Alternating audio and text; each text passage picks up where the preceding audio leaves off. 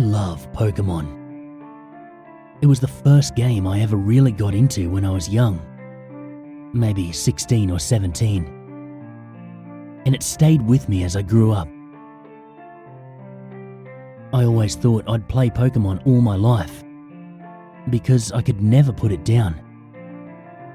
It just has that effect on you. You already probably know what I mean, right? I guess I was a little bit older than the average Pokemon fan when I got my hands on my first game, which I vividly remember being a copy of Pokemon Blue. Like millions of other kids that year, I received it as a Christmas gift.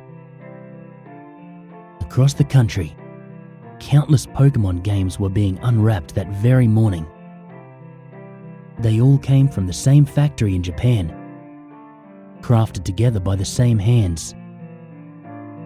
They were all stuck in shiny new Game Boy handhelds and turned on for the very first time. I remember I had the biggest smile on my face when I began my adventure, nestled beside the Christmas tree, decked out in full winter pajamas. I selected Bulbasaur as my starter. I caught a Pidgey, and then I caught a Caterpie. I brought my strong, 3-man team through the first couple of gyms without a hitch. I thought everything was going well. Brock and Misty were a piece of cake. Bulbasaur is easy mode though. Rock and water types bow down to grass. Admittedly, Lieutenant Surge gave me some issues, but I eventually triumphed after a bit of grinding. It was one after the other. Eventually, I came across the HM Cut, and I was given access to Route 9, and soon after, Rock Tunnel. It took me a day to navigate through the darkness, but I did it. By then, the month of December was reaching its close. I'd shut myself up in my room for a few hours every day playing Pokemon, grinding Pidgeotto, Butterfree and Ivysaur up a few levels each time. I didn't care. I was having a blast. A friend of mine even traded me a Sandslash for a Charmander, which brought my team up to 4 strong. I didn't think the game could get any better. And then, I stepped foot into Lavender Town. For a few seconds, I stared at my Game Boy's screen as the colour scheme turned gloomy. The music began playing, and I made a face. Lavender Town's melody was melancholy and sad, completely unlike all the other themes I'd heard so far. I immediately realised that this place was something else. Something the developers wanted to set apart from the rest. I didn't know of any other reason they would have gone to the lengths they did to make Lavender Town seem so dark. The haunting music followed me into every building, even the Pokemon Center. No longer smiling, I waited impatiently for Nurse Joy to heal up my pals as the depressing sounds wore on. I thought they'd never end. Having hung around Lavender Town long enough now, I made my way to the western exit. Everything was going according to plan until I realised that I'd majorly goofed, and I forgot to check out the town's main feature, the Pokemon Tower. Lying back on my bed, I pulled the Game Boy close to my face and squinted. Pretty much everything was hard to see because the Game Boy obviously didn't have a backlight. So I turned on my room's lamp and glanced at the window. It was maybe 9 or 10 p.m. about then. Everyone in my house was going to head off to sleep soon. I decided to play on. As I walked into the Pokemon Tower and talked to the depressed NPCs, I began to lose some of my focus. My eyelids were getting heavy, and I was smashing buttons subconsciously. I talked to the same girl over and over without realizing it. Her dialogue filled the bottom of my screen a few times. Growlithe, why did you die? Growlithe, why did you die? Growlithe, why did you die? I thought it was kind of weird how the characters always say the same thing over and over again. You'd think it was an error or something like that. That these poor NPCs are glitchy fragments of real people, doomed to say the same thing over and over until the end of time. Here, at least, it seemed fitting. They were only mourning. I progressed up the levels of the tower, beat my rival, and entered the floor with the mystical healing pad. I walked over it a few times, tentative to breach the edges, and let another unidentifiable ghost appear. I was getting tired of my Pokemon being immobilized with fear. While facing one of the Pokemon tombs, I selected Sandslash and scrolled down through his options. The friend that had given him to me had already taught him strength. Curious, I opted to use the move and was intrigued to read the game's note. You can now move heavy boulders around. I know that a tombstone wasn't what the developers had in mind for strength's purpose, but I had Sandslash push at it anyway. To my surprise, it moved, revealing a small black hole in its place.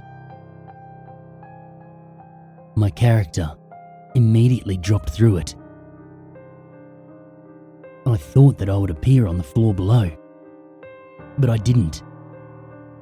Instead, my character was surrounded by a black screen, with only the Lavender Town music playing. I scooched back on my bed and brought the Game Boy right up under my lamp, thinking I'd be able to pick out some features of the new level if the screen was better lit. But there was nothing to be seen. I tried to move my character, but the game just emitted that dun-dun sound it always does when you walk into something.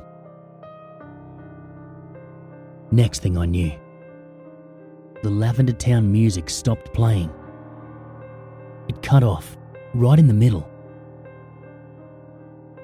I figured the game froze, but when I tried to move my character's feet, they still jostled, and I still got that dun-dun sound, telling me I couldn't walk anywhere. I swallowed. There was a lump in my throat. I was nervous. I hadn't saved my progress in a while, and I didn't want to lose everything I'd accomplished by flicking the power off. Plagued by indecision, I set my Game Boy down, reeled my legs over the side of my bed, and put a hand to my forehead. I was sweaty and clammy. My attention darted back to my Game Boy, and I saw that the sides of it, where my hands had been resting, were slick with sweat as well. I must have had a fever. I stumbled into the bathroom, and I turned on the lights. looking at my gaunt reflection in the mirror. I was pale as a sheet. My eyes seemed milky and glassy. My lips were pale, and my hair was unkempt. I stunk from devoting all my time to Pokemon and not hygiene. Just as I reached forward to turn on the faucet, something on the corner of the counter caught my eye. It was my Game Boy. I hadn't brought it in with me, had I? I retracted my hand from the faucet and I set it on the small electronic device instead, pulling it up and frowning at the screen. It was all black now, but still dead quiet. Maybe it was partially because I was in a daze from having a temperature, or I was just really tired, but I couldn't drag my eyes off the screen. My eyelids peeled back and I kept staring into the black abyss, wondering where my character had gone. The Game Boy's power light was lit, so it hadn't shut itself off. The game was still running. After a minute or so, the chill from my bathroom was starting to get to me. The feeling of little icy fingers dragged up my spine and fixed around the back of my neck. I breathed in deeply and looked back up in the mirror. My reflection was gone. Instead, I was seeing the reflection of my empty bathroom and the open doorway leading into the dark hallway by my room. I rubbed my eyes a few times, but my reflection did not reappear. It was obvious I was having some sort of nightmare. Smiling to myself and thinking it's stupid to get scared over what was clearly a fever-induced dream, I picked up my Game Boy and rolled it over my fingers a few times, ready to pinch myself and wake up. I looked at the screen one last time and I froze. I was now looking into a very pixelated, distorted version of my reflection. My eye sockets had gone black, and my empty mouth was gaping open, stretched down my face. My fingers were digging into my temples. Music started playing and got louder and louder, even though I wasn't touching the volume dial.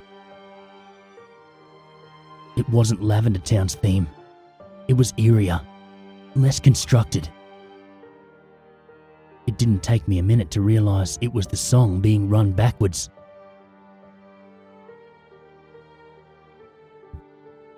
I dropped the Game Boy, which clattered against the bathroom tiles.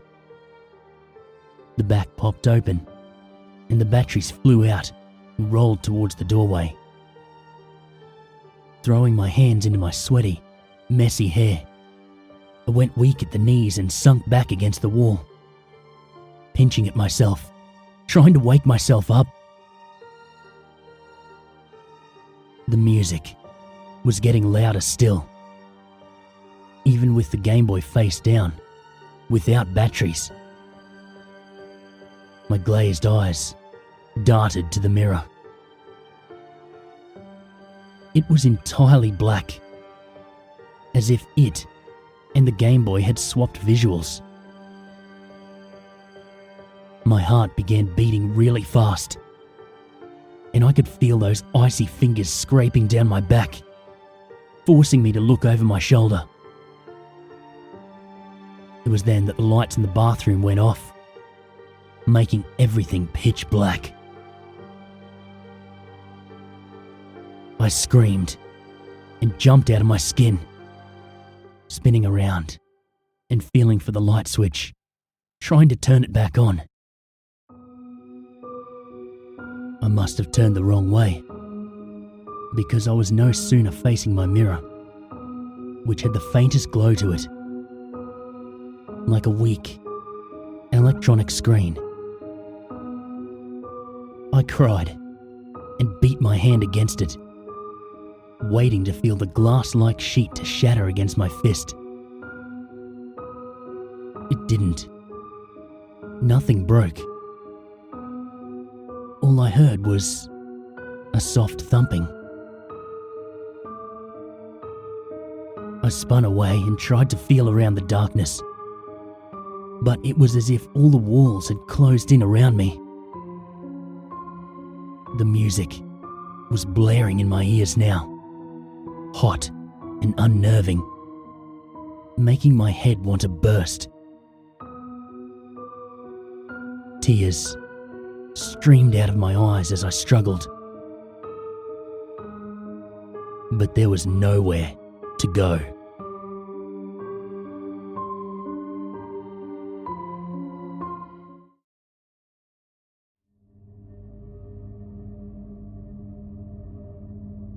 What I'm about to share with you today is one of the many relatively safe ways in which you can access, not quite enter, a place that I call the shadow side.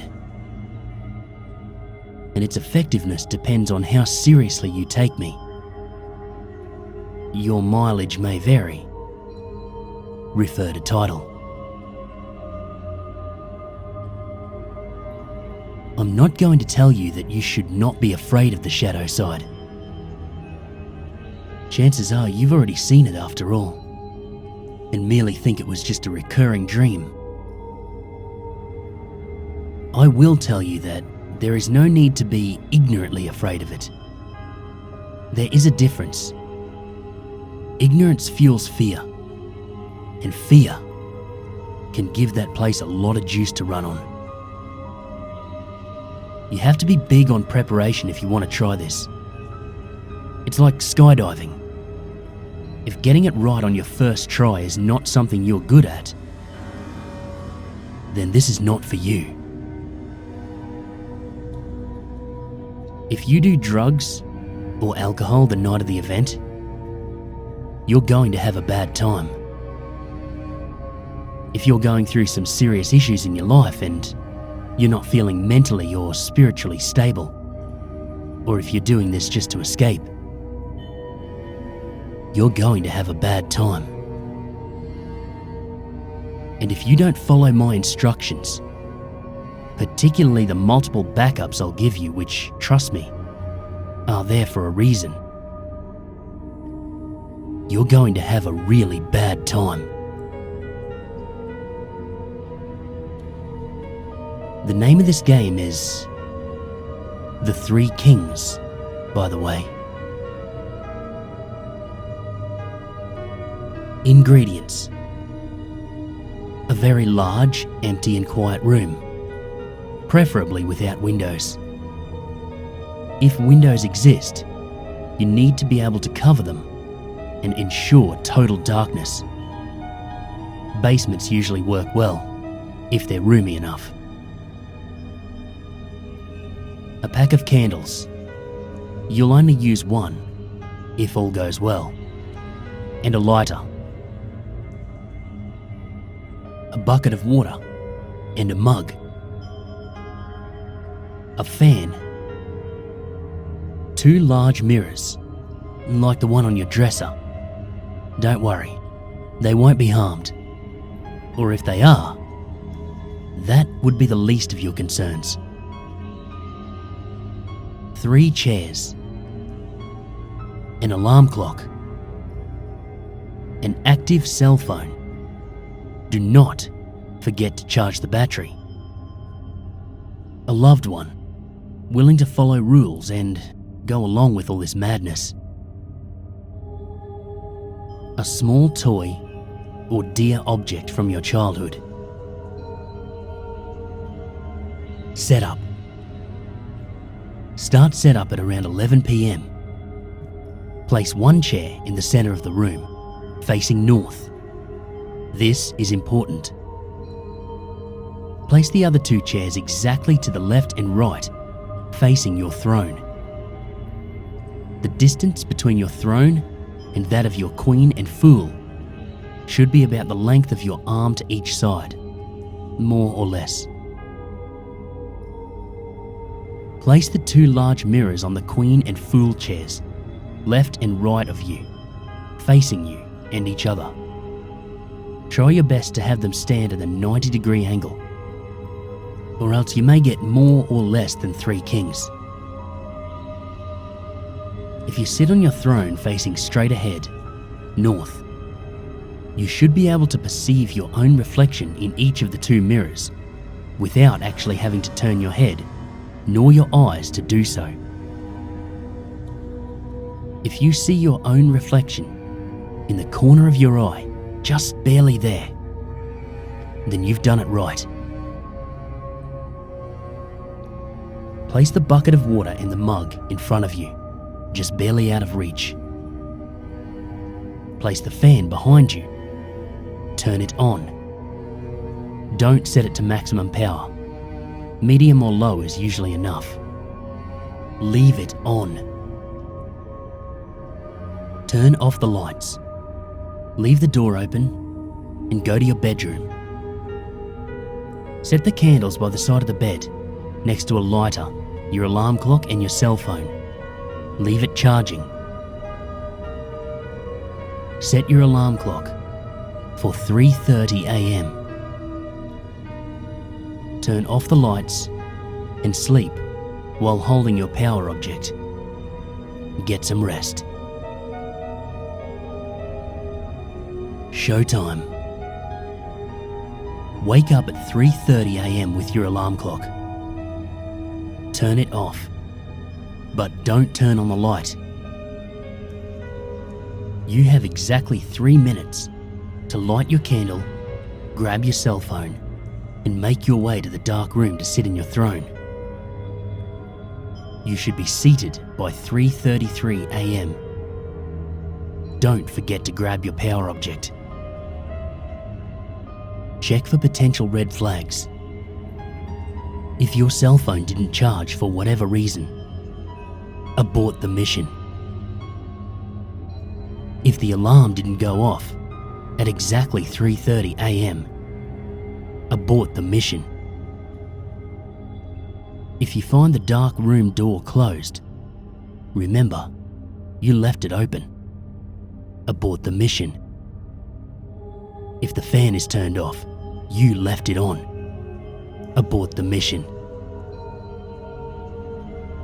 Side note, if you have to abort the mission due to any of the above, leave the house with your loved one. Go to a hotel or something. There's no need to run. You have time to grab a jacket and your keys and whatnot. But leave. After 6 a.m, the coast should be clear. If all is going as planned, you can proceed to take your throne. Do not look directly at either of the two mirrors beside you. Do not let the candle go out. The fan is behind you. You must protect the candle with your body, which is standing in between. There's a reason for this, as you'll soon see. Look straight ahead, at the darkness. Not at the candle, not at the mirrors. Just straight ahead.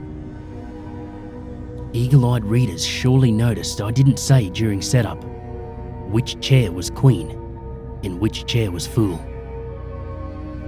That's because it's your job to find out. And from their point of view, you are either their queen or their fool. Hence, 3 kings. I won't spoil what happens next. Suffice to say, you won't be alone. And if you have questions, you'll get answers. Sometimes in the form of new questions, But hey, that's the story of humanity, eh? Just stay put and try not to move. Again, do not look directly at the mirrors, nor the candle. Just straight ahead. Trust me. Don't chicken out either. You need to wait until 4:34. By 4:34, it's all over. It's okay to tremble a little bit. Just try not to. Not because it affects the ritual or anything. It's just a pussy thing to do while in polite company. Did I mention not to let the candle go out? That's what the fan is for. You're protecting the candle with your body. But if your body were to be suddenly moved, then the fan would turn off the candle. That's backup number 1. Your loved one is backup number 2. At 4:34, they have to come into the room and call your name. If that doesn't work, they have to call your cell phone. If that won't work, they have the glass of water and the bucket. They can't touch you though. That's a newbie mistake. Backup number 3 is your item of power. The toy or locket or whatever object of strength you brought along for the ride. It'll show you the way if shit hits the fan. Multiple backups. You gotta be like a Boy Scout if you do these things. If you half-ass it all the way so that it won't work. Worst thing you can do is take it seriously enough for it to work, and not seriously enough to be prepared for the consequences. If in doubt, refer to title.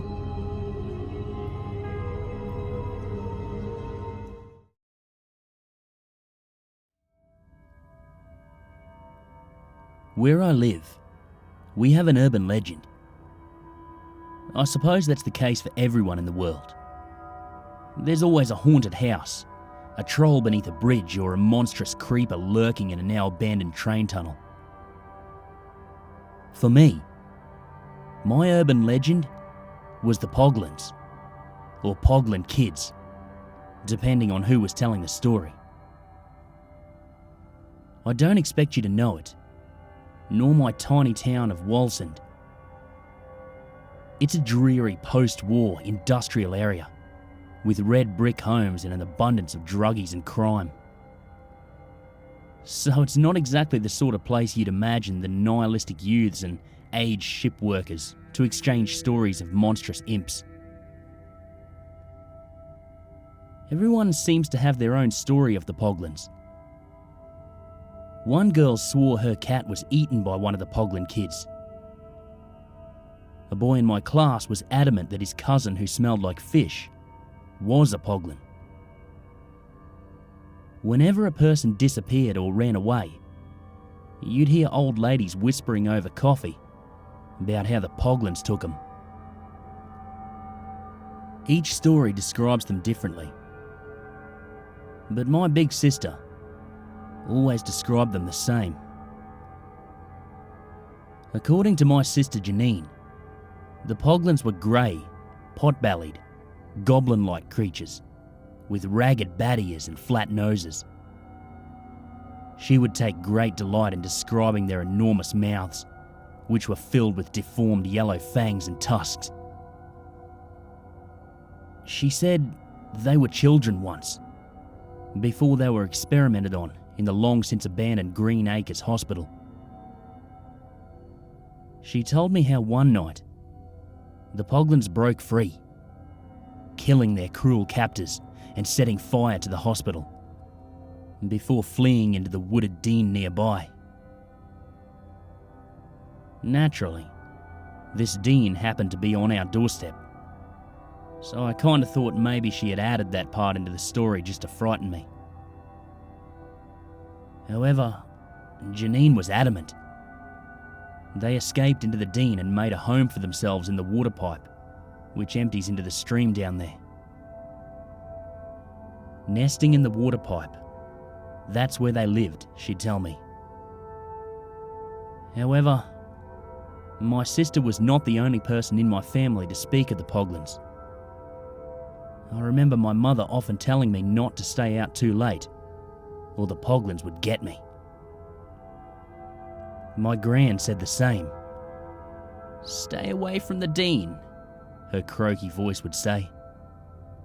Whenever I asked why, she always told me, "That's where the kitty snatchers live."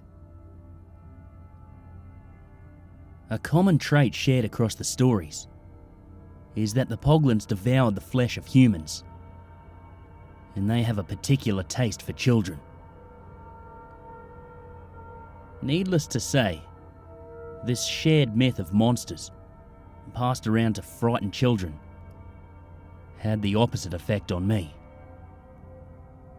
For my obsession with the Poglins only grew as I got older, and one summer, my friend Ben, who was equally as fascinated by the stories, suggested that we go find them. What a great idea that would be. Perhaps they were some undiscovered cryptid, or maybe they were just a myth used to scare us. Whatever the case, it would be fun to find out.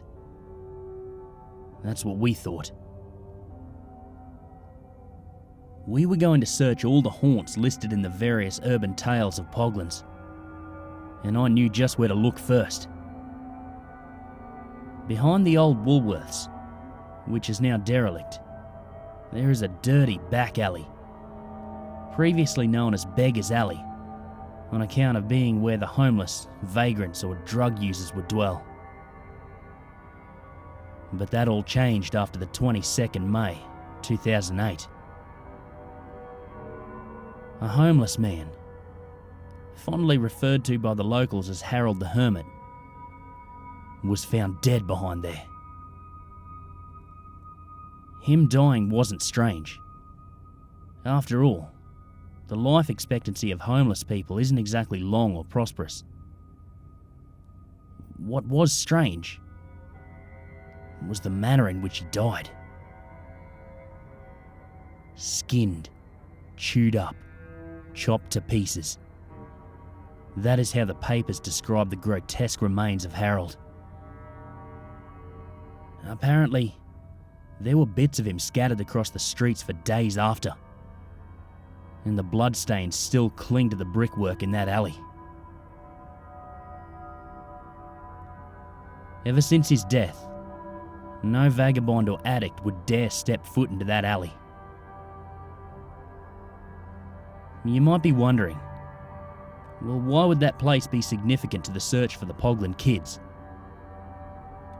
Well, despite the police saying that his murder was most certainly committed by fellow tramps, their official words, not mine, there were stories circulating that the Poglins did it, that they were being driven out of their hiding places, with all the new developments and housing being built around the Dean. Ben and I considered the site of the gruesome death as the perfect first stop in our investigations. We wandered that alleyway, finding very little evidence of monsters. There was plenty of other stuff, such as piles of black bags, used needles and condoms. Nothing out of the ordinary for our town, we thought. However, I saw that some of the stories were true. The walls and the pavement still had some red staining to them, with a smear trailing towards a sewer grate. I was about to tell Ben when a voice howled for our attention. "Get out of there!" shrieked an aged and smoked withered voice. We turned and saw the locally infamous Mary the Tramp, or Mary the Mad as my father called her. She was harmless, some old lady who got behind on her rent, and when her benefits were cut, she ended up living on the streets. We asked her why she didn't want us in the alleyway, and her face shriveled with worry. Her eyes jutted side to side, as if to check who was listening. And then, through her wrinkled lips, she whispered her tale. "I saw him," she muttered, her lips quivering. "I saw him take Harold." Mary claimed that the night Harold died, she was across the road. It was raining heavy, the droplets drumming away on the cardboard shelter she used. She said it was late, really late, when she heard his first cry. But it wasn't until he started screaming that she opened her eyes and saw it. There in Beggar's Alley, Harold was on the floor, wrestling and fighting off numerous things, small things, the size of kids. "They chopped him up," she said, and shoveled bits of him in their mouths, and the rest was slung into baskets and sacks. When I asked her why they didn't attack her, she revealed her torch. She explained that as she shined her torch over to them and saw their luminous white eyes, they fled, disappearing down the drain. It was a grisly story, but the tale gave us no new leads. Ben suggested that the next place we give a look should be the disused hospital, Green Acres. We'd all heard the stories growing up. Some Nazi doctor given a new identity by the government to continue his experiments and explore the further reaches of science. The doctor's name varies. Sometimes it's Dr. Crow. Other times it's Dr. Dread or something cliche like that. Well, anyway, in the tales that involve the hospital and the doctor, it's said that he secretly acquired a bunch of runaways or kids no one would look for. Then in his lab, he exposed them to various chemicals, diseases, and radiation in the hopes that he could create a creature that was resilient to almost all inhospitable conditions. What actually came out was the birth of deformed, monstrous things that he then bred in captivity to create more abominable subhumans.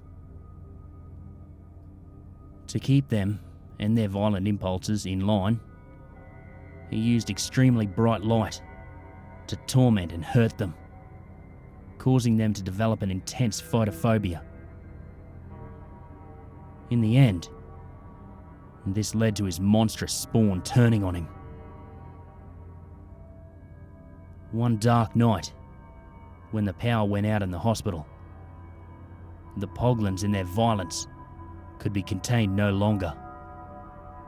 They broke free, butchered the doctor and his staff, setting the place on fire and fled into the night. So it felt natural to step over the burned out entrance and clamber through the vine-strangled corridors of Green Acres. There was graffiti everywhere. Some warning about the Poglins, others just your generic hell is here sort of stuff.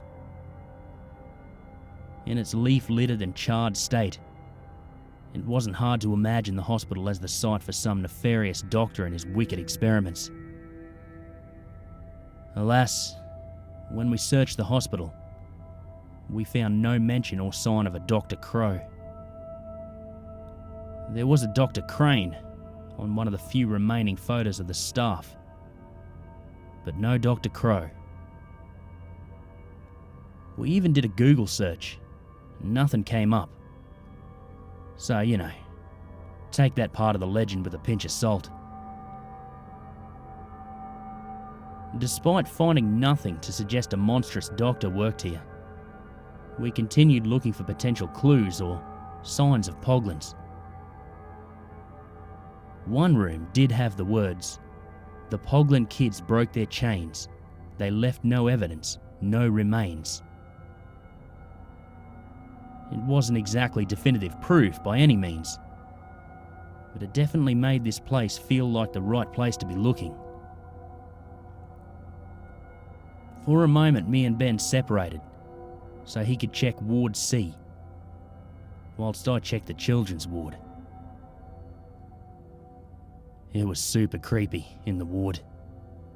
Roots, vines and spiderwebs hung from the ceiling, whilst crack pipes and dolls with cracked faces lay strewn across the room.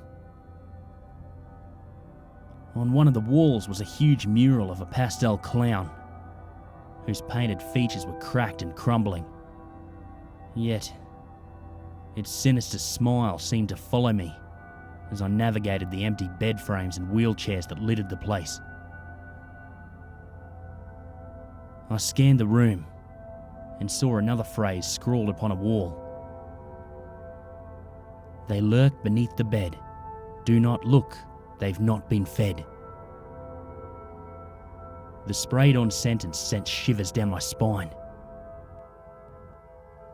Eerily, a small red ball rolled out from beneath a vacant bed. The only bed with a rat-bitten mattress. It travelled across the floor, stopping at my fear-frozen feet and sending my heart into a frenzy. I was terrified to look under that bed, fearful that a Pogland and its goblin grin would be waiting for me. Then again, it could have just been the wind, I assured myself, as I picked the ball up. Against my judgment, I slowly lowered myself towards the floor, gingerly descending my head so as to look beneath. I breathed a sigh of relief when I saw that there was no ghoulish subhuman lurking under there. There was nothing. Out of nowhere came a clattering and what sounded like the scampering of tiny feet. It was like the sound of some startled animal scurrying out of the room. Fright surged through my body like a bolt of lightning, causing me to drop the ball in my hand and fling my body back up from the ground. I leapt up, looking around to see what it was. Yet I appeared to be alone. Boo! Ben shouted as he jumped up behind me. I almost ripped up out of my own skin with shock, but the fear quickly turned to annoyance. "You're not funny," I told him. But this did not halt his hysterical laughter. "Come on, let's go to the water pipe," Ben suggested, his words barely being able to leave his lips between each chuckle.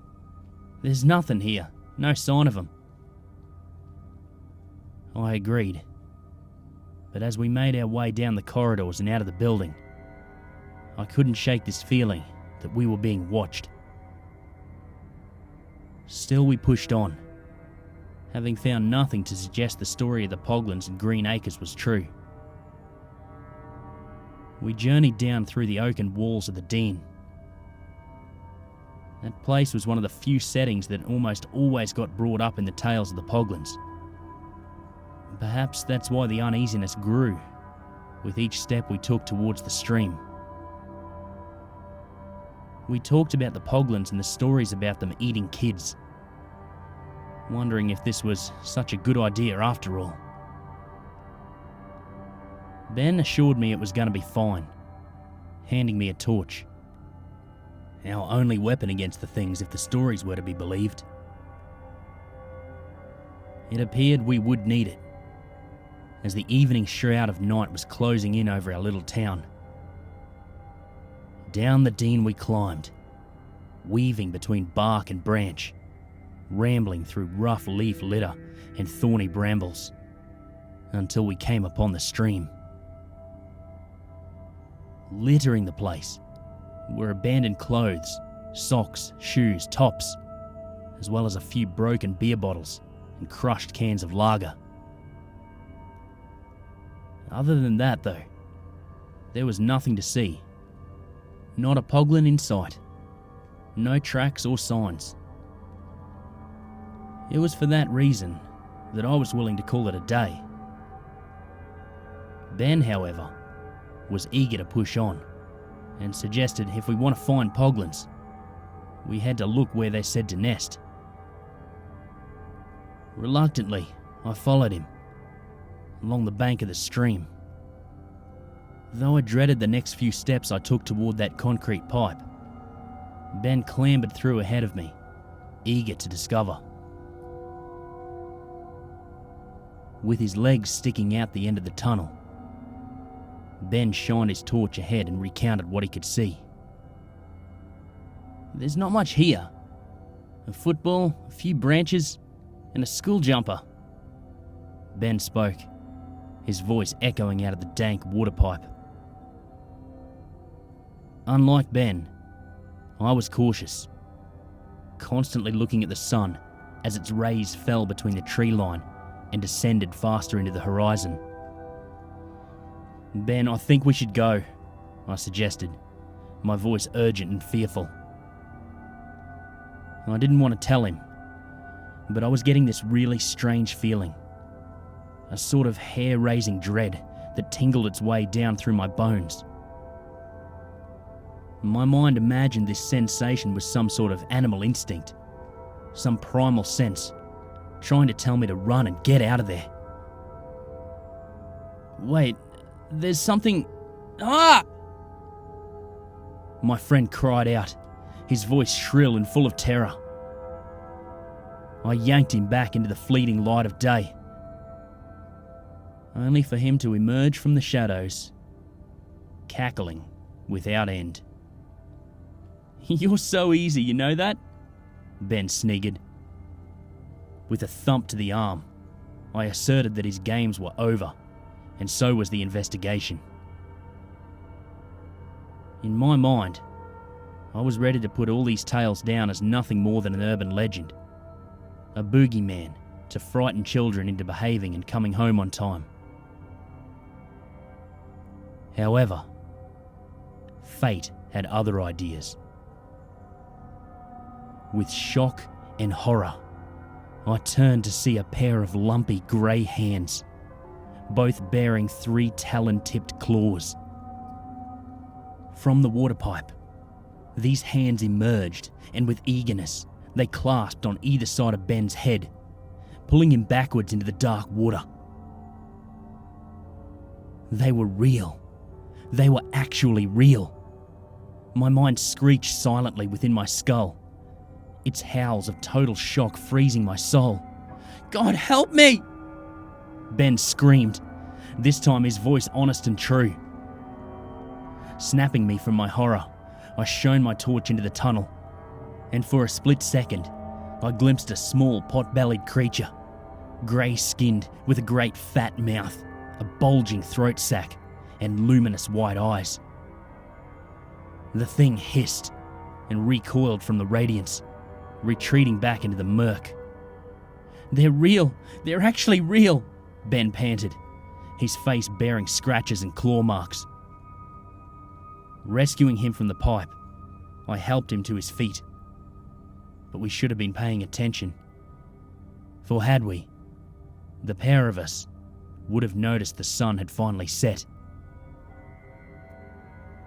In the gloom of twilight, we heard their calls. Hyena-like giggles and chirps, which sounded out from every direction. We have to go now, I yelled, and the pair of us rushed up the bank of the Dean. Looking back, I saw them. Bald-headed, ragged-eared things with bulging, swollen neck growths. Crawling on all fours, their stumpy feet and claw-like hands, riddled with deformities, carried them swiftly up the Dean. More raced out of the stone pipe, and others fell from the trees or rose from the leaf litter around us, until there was a sea of reflective white eyes shining in the evening dim. Ben shrieked, and we ran, using our torches like shields. We spun the beams of light towards the horrors as they scrambled around us, like a pack of wild beasts. Out from the shrubbery beside me, the greenish gummed jaws of a poglin burst out, ripping leaf and branch as it torpedoed towards us. Our light, though, warded the thing off, causing it to recoil with strange animal-like squeals as it entered the glow.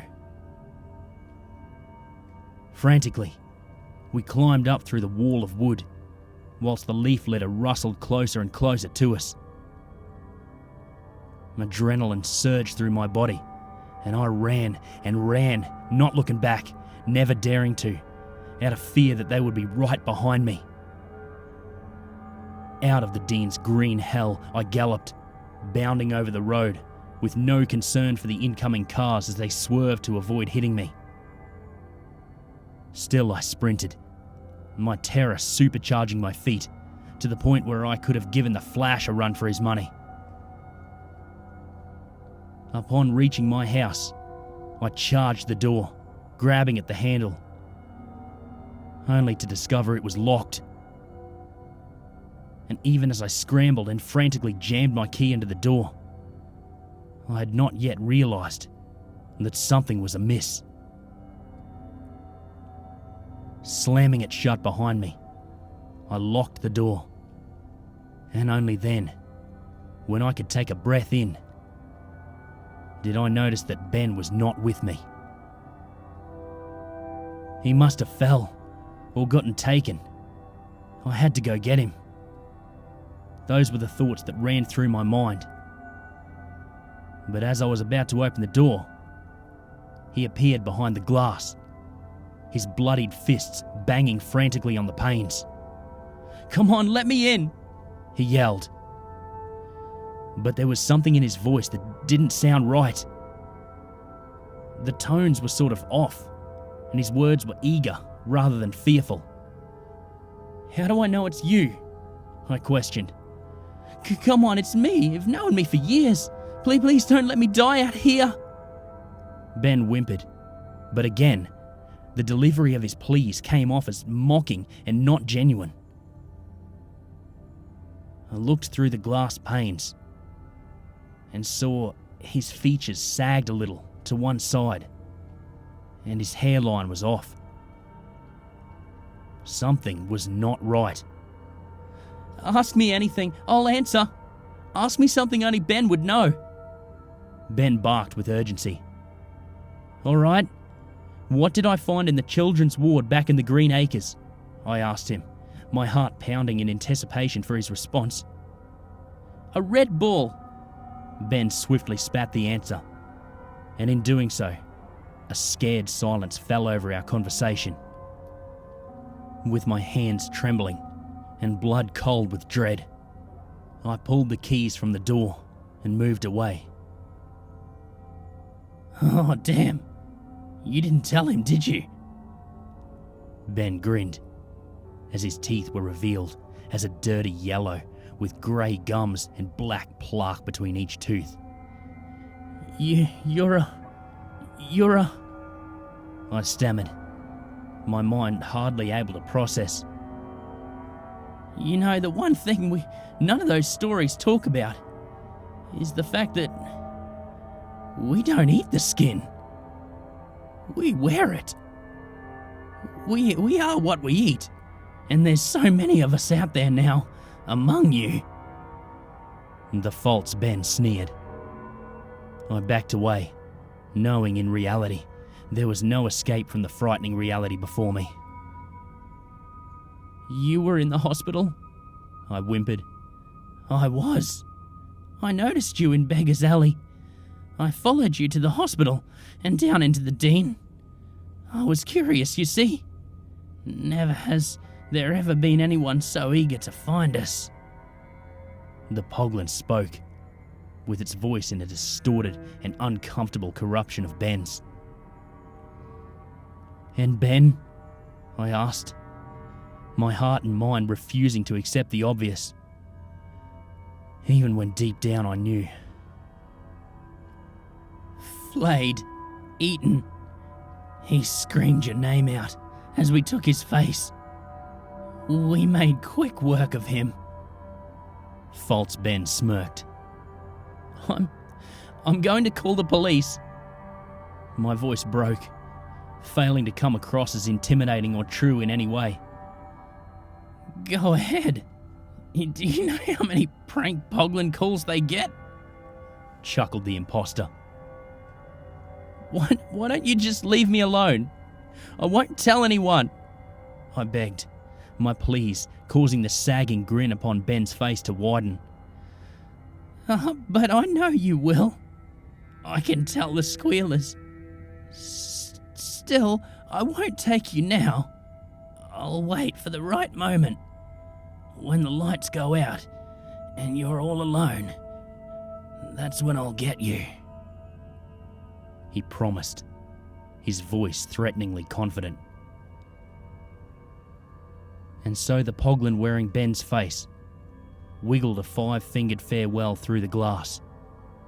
Having successfully instilled me with terror, his work was complete.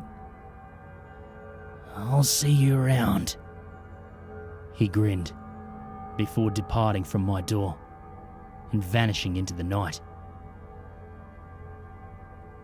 I didn't see Ben after that, and I hope to never see him again. His parents seemed to disappear along with him. A moonlight flit. That's what the rumour was. To escape unpaid bills or mounting debt. But I knew the truth. It was the Poglins. The Poglin kids took them. That's what I told everyone. I shouted it from the rooftops, told my parents, begged my sister to believe me, but none of them listened. I even went to the police with the same story, but the officers just laughed.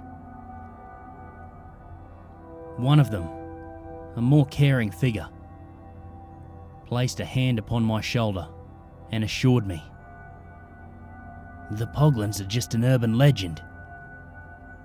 He grinned through his yellow teeth.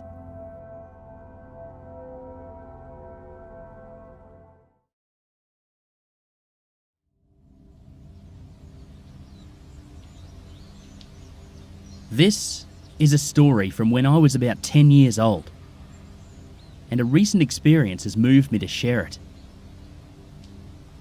As I'm well into my 30s now, parts of this story may not be especially clear, rambling, and it may sound a bit dramatic. But if I'm able to convey even 1/100th of what I felt when these events took place, well, I trust you'll forgive me.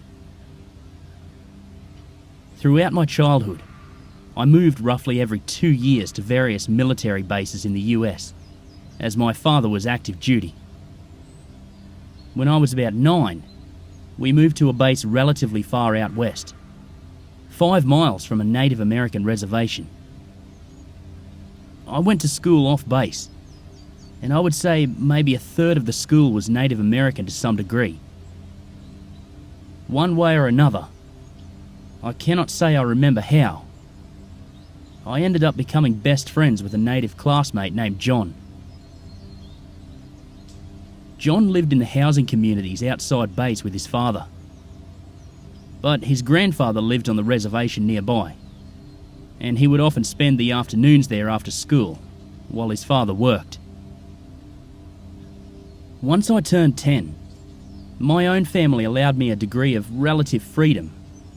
My father had impressed upon me that once I was in double-digit age, I had adult responsibilities, such as being allowed to take care of my younger sister alone, but also being allowed to play off on my own or sleep over at a friend's house. And so I began to take the bus home with John some days, and his father would take me home in the evenings. Many of these days ended up being at his grandfather's house, on the reservation.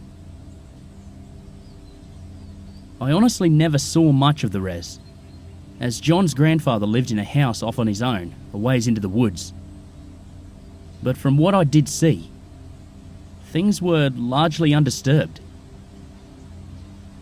To a child that loved building forts and climbing things, the woods were amazing. John and I would often spend the entire time outside, digging child-sized foxholes with his grandfather's myriad of tools, or making little stick-by-stick progress on what we envisioned would one day be a sort of treehouse mansion. This continued on into the summer, and eventually, when the new school year came, the afternoon routine continued. This is where the story begins in earnest. On a fall afternoon, when John and I had found a freshly dead bird. I think it must have been a hawk, though I don't truly remember what it looked like. Only that to the 10-year-old me, it was huge. It seemed like it had just fallen out of the sky, or even just been placed on the ground. It wasn't broken or bloody, and if its eyes had been closed, we likely would have assumed it was sleeping. We prodded it with sticks, and speculated how it could have died, and I think I talked about burying it. But before we actually did anything, John found another dead bird. I remember it was smaller, as were all the ones we found after that. Sparrows or other small songbirds. We found maybe close to 10, all spread out a ways, under trees or just out on the ground. Undisturbed, but definitely dead. I recall we argued over if they got sick and died, and if we could get the sickness if we touched them. I should also note that while finding all these dead birds was certainly odd, we weren't really afraid or on guard, and we kept going through the woods, looking for more of them or whatever had killed them. Eventually, we split up. I don't think we really went far from each other, and I know it was still relatively close to John's grandfather's house when I saw it. It was a large deer, sort of picking bark off a tree with its teeth. That's how it looked to me, at least. This bit is pretty hard to describe. I saw a deer. I saw it picking the bark off the tree with its teeth, bit by bit. But I knew it was not a deer. I cannot say how, but I simply knew it wasn't. It was something else. But understand that when I say this, it wasn't something dressed as a deer, or some animal that looked like a deer from an angle or in bad light. I was seeing something picking the bark off a tree, and my mind put the image of a deer there, instead of whatever it actually was. That is the best way I can describe it. I stood there confused, watching it, staring at it, as if trying to bring it into focus. I would turn my head and look at it again, and it was like a magic pop-out picture or optical illusion. I couldn't stop seeing it. I think maybe this went on for a minute or two, and I just tried looking at it without blinking. I know it stopped picking at the bark, and I got the impression it was moving. But the deer stayed still, and for a very brief moment, I didn't see the deer as clearly. I suppose the best way I could describe it would be like seeing a show or film, and one frame or image out of 50 was completely different. I still didn't clearly know what it was, but some deep part of my being, some locked up primordial part of my brain, screamed that I should not have seen it. My blood had gone completely cold. I was suddenly extremely scared, without knowing why. It was like some ingrained fear, like that of spiders or heights, but dialed to 11. I knew whatever it was bigger than a deer. and it had indeed been moving. I just turned and ran. To this day, I doubt I've ever run as fast as I did then. I flew through the woods, not thinking about John, going straight back to the house as fast as I could. John had seen me, or maybe he'd been going back to the house by chance. But I rushed into the house, wild-eyed, panting and tracking in mud. He came in right after me, asking me if I was okay. I remember not saying anything, not knowing what to say. And John's grandfather either heard us or sensed that something was amiss. He came in and paused when he saw me. He asked me the same question, if I was okay. And this time, I shook my head no. He asked me what happened, and I told him I'd seen a deer. Even as I said it, it felt like a stupid thing to say, but I didn't honestly know where to begin. I felt tears welling up in my eyes, from fear and embarrassment, and John's grandfather knelt down and asked me if I was sure it was a deer. I don't know why he asked me that, but I violently shook my head no, tears still in my eyes. His grandfather didn't ask me anything else. He simply told us to stay inside. From that point onwards, it's a bit of a blur for a while. I know we went into the basement of the small house where the TV was, and John had looked worried, and I was thankful he hadn't laughed or made fun of me for being scared of a deer. I knew it wasn't something he would do, but I was still grateful to have him as a friend during that moment. He asked me if the deer had attacked me or something, and through our short back and forth, I came to understand that deer weren't actually common where we were. I'd often seen them at other places I'd lived, and while John certainly knew what a deer was and what it looked like, he'd never seen one on the reservation or around his home.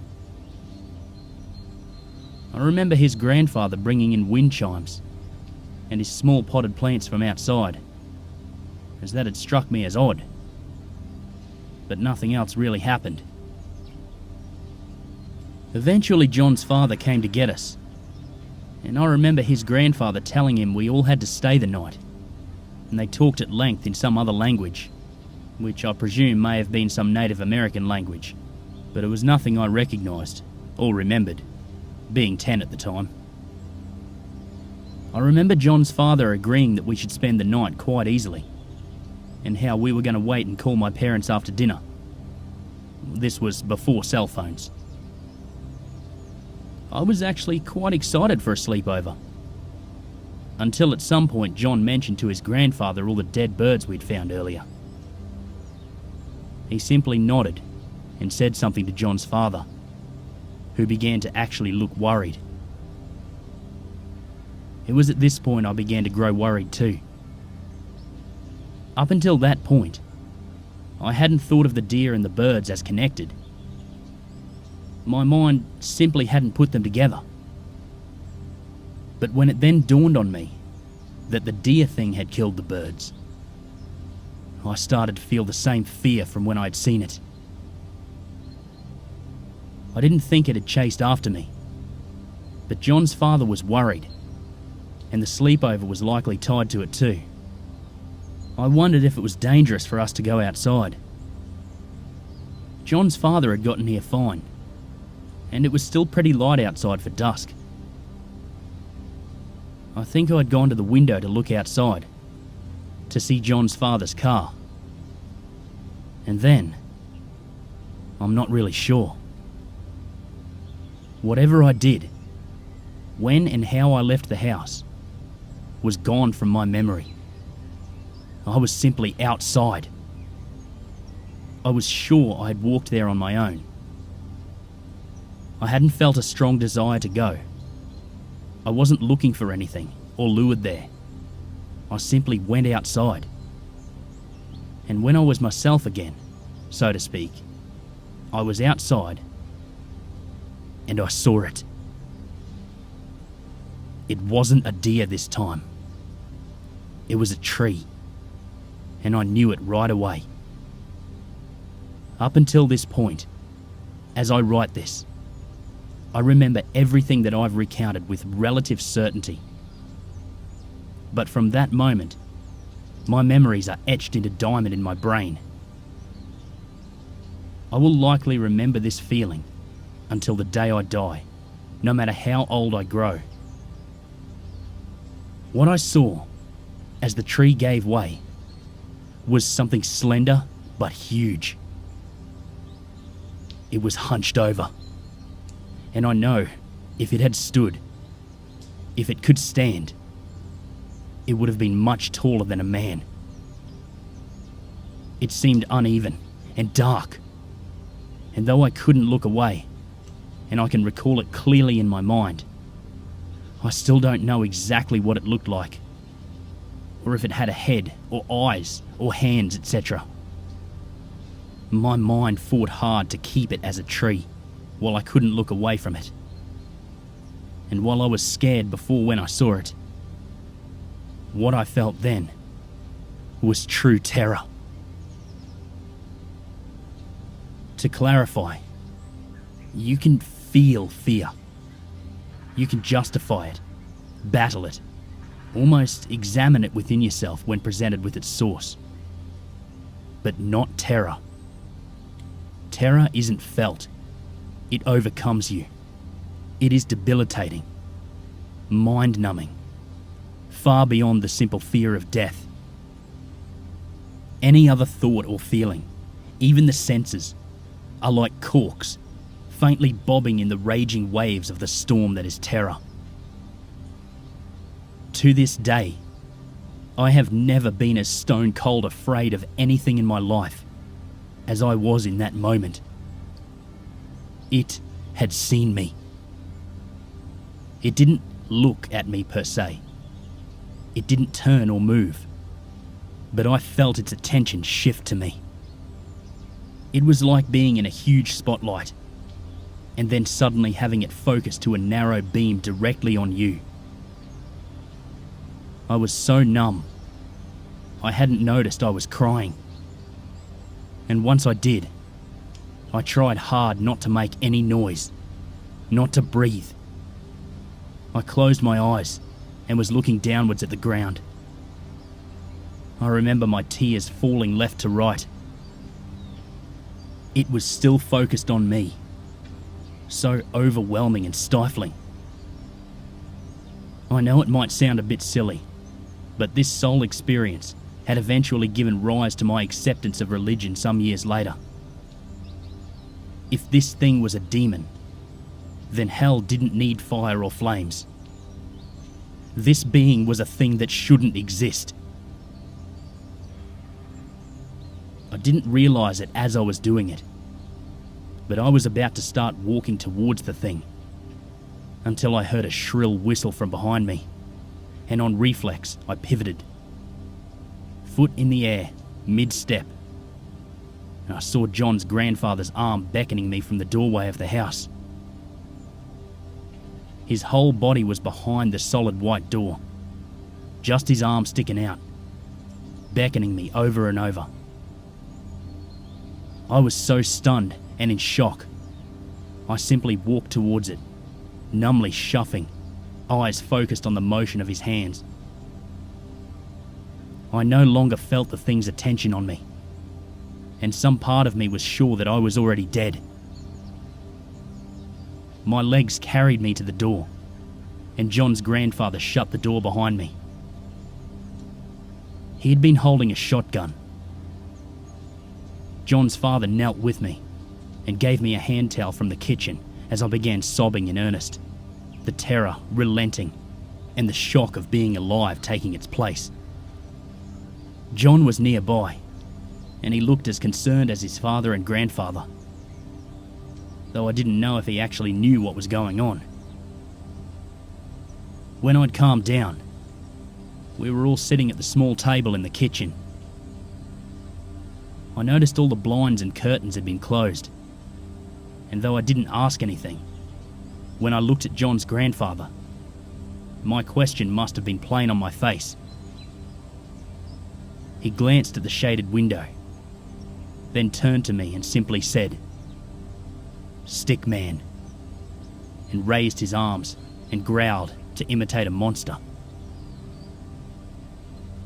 I didn't ask anything else that night, nor did John, and we had a quiet dinner, and eventually we went down to the basement and set up the camping cots John and I had used in previous sleepovers.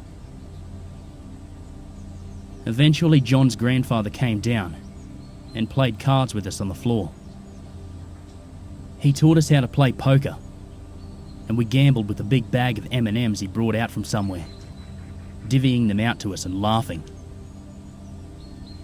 At some point, he produced a huge 10-gallon cowboy hat and played the role of the spirited poker deal, helping us win by asking, "Are you sure?" and keeping the M&Ms flowing. Looking back on it now, I know he was trying to cheer us up, and I'm extremely thankful to him for that, on top of possibly saving my life. John and I never really spoke about the stick man, until one point, some weeks later, when we were outside in the driveway to his grandfather's house. We played much closer to the house for a while.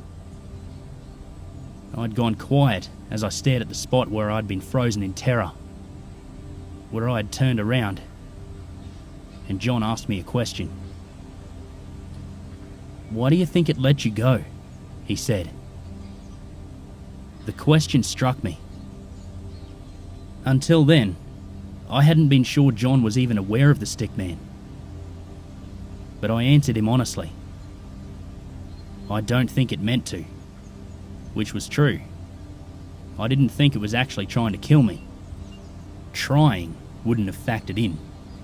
I simply would have died. I don't know how I knew, but I was certain. If it had wanted me dead, I would have been ended. Such is my encounter with the stick man, or whatever its other names may be. I'm glad to have been able to write it down, and I hope that this will serve as a well-warning to my fellow outdoorsmen. Despite my best efforts, I do not think written word will ever do the feelings I went through justice. And lastly, partly for my own sake, if you do see something strange, or something not quite what it should be when you're out in the wilderness, please get away. Leave immediately. Please don't let your final thoughts be spent realizing that I was telling the truth.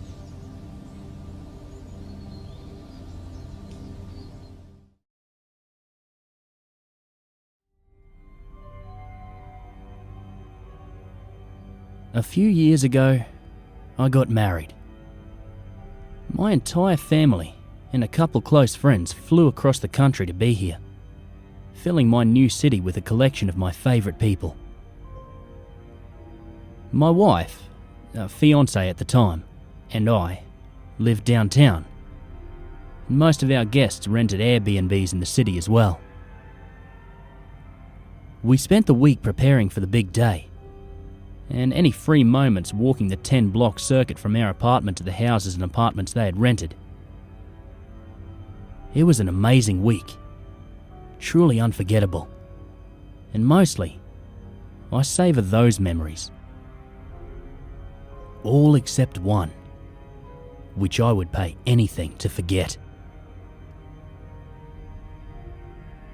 My family rented a large apartment just a few blocks away from ours. It was a converted basement, beneath ground level, that had a separate entrance and exit around back. I picked them up from the airport around 10 p.m. and drove them there, so we all saw it for the first time together. There was a basket of goodies on the table, items local to the area, some sweets, some craft beers, a bottle of wine, I think, and a little handwritten note wishing them an enjoyable stay. There were 2 rooms, one for my parents, one for my sisters, across the apartment from each other. Between them was a bathroom with a clawfoot tub and a small living area with a couch and TV. We noticed an empty nook in the room where the girls were going to stay. It had a small door that reached about 3 feet above the ground. Of course, I opened it, hoping to creep them out. But I ended up creeping myself out as well. It led to what must have been a crawl space. It was dark, filled with cobwebs, and very narrow. We moved a chair in front of it after closing the door. My wife's family was set to arrive later that same night, and their rental wasn't available until a few days later.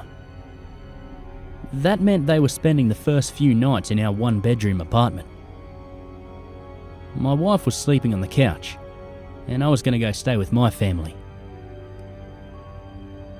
The first night went off without event. We heard the renters above, who lived in the main house, thumping around and doing laundry pretty late into the night. But we were all lively and awake anyway. There was a staircase that led up to what must have been the laundry room, based on the sounds, and it was locked from both sides. We had a deadbolt on our side, but something about the door and how it led into a stranger's home left us all feeling a bit uncomfortable. Quickly it was forgotten, as we were all absorbed in the joy of being together for the first time in almost a year. I slept on the couch that night and had nightmares that eluded me in the morning. I chalked it up to poor sleep, because the people upstairs had been fucking tap dancing or something into the small hours of the morning. Every sound was clear through the thin ceiling. Just a steady pitter-patter of someone galloping around. We were busy the next day, collecting more friends and relatives from the airport and driving them to their rentals. After that, there was some decorative stuff to handle. I didn't think of the night before until after the sun was down, and I was back with my family. I asked if they'd heard anything, and everyone had a similar story. My little sister told me she'd heard a scratching from the crawl space.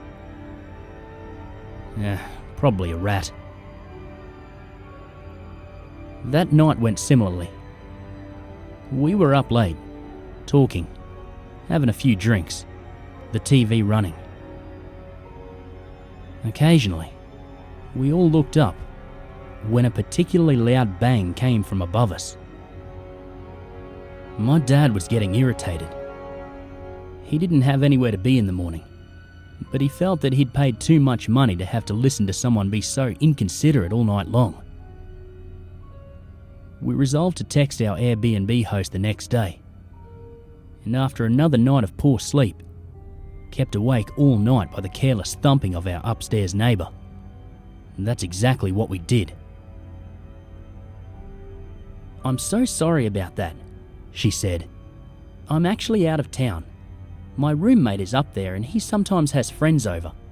They can be kind of loud. I'm always telling them to keep it down when I'm there. I'll text him and ask him if they can't be more careful. So sorry again." My parents, being older and less familiar with Airbnb, were disheartened to hear that their host was not around. My sisters and I tried to convince them that this was normal and that her text should go a long way to solving our issue.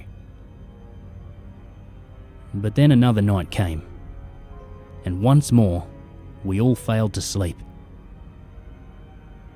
I was laying on the couch, head under my pillow, when I heard the door of the room my parents were in slide open. It was past 2 a.m. "I'm gonna say something to that asshole," my dad said. His eyes were red with sleep. It reminded me of being a kid and running down the hall when we'd hear him lumbering out of bed to yell at us for waking him. "Just text the lady in the morning," I said. I'm not confrontational by nature, and was especially so during the week of my wedding. I didn't need any extra stress. "Oh, this is fucking ridiculous," he said. "It's Tuesday night and almost 3 in the morning. These assholes don't have jobs." I don't know, man. My dad went up the creaky stairs and put his ear to the door. Suddenly, the noise stopped. Silence from upstairs. I could hear the clock ticking on the wall. My dad kept his ear to the door a moment longer and then came back down. As soon as he was on the floor, the noise resumed. He rushed back up the stairs and banged on the door. "Hey, we're trying to sleep. A little courtesy, please." The noise picked up in intensity. It sounded like there were animals wrestling up there. Too many feet banging and stomping and rolling around. My dad hit the door again. "Hey, it's 3 in the fucking morning." He came back down, shaking his head. "This is insane. I want my money back." He slammed the door to their room behind him. I heard him and my mother speaking softly. And that's the last thing I remember before falling asleep into the most lucid, horrible nightmare I've ever had. I dreamt that I was in the basement apartment, but all the doors had disappeared, except for the one at the top of the stairs. The room my sisters were in, gone. Ditto for my parents.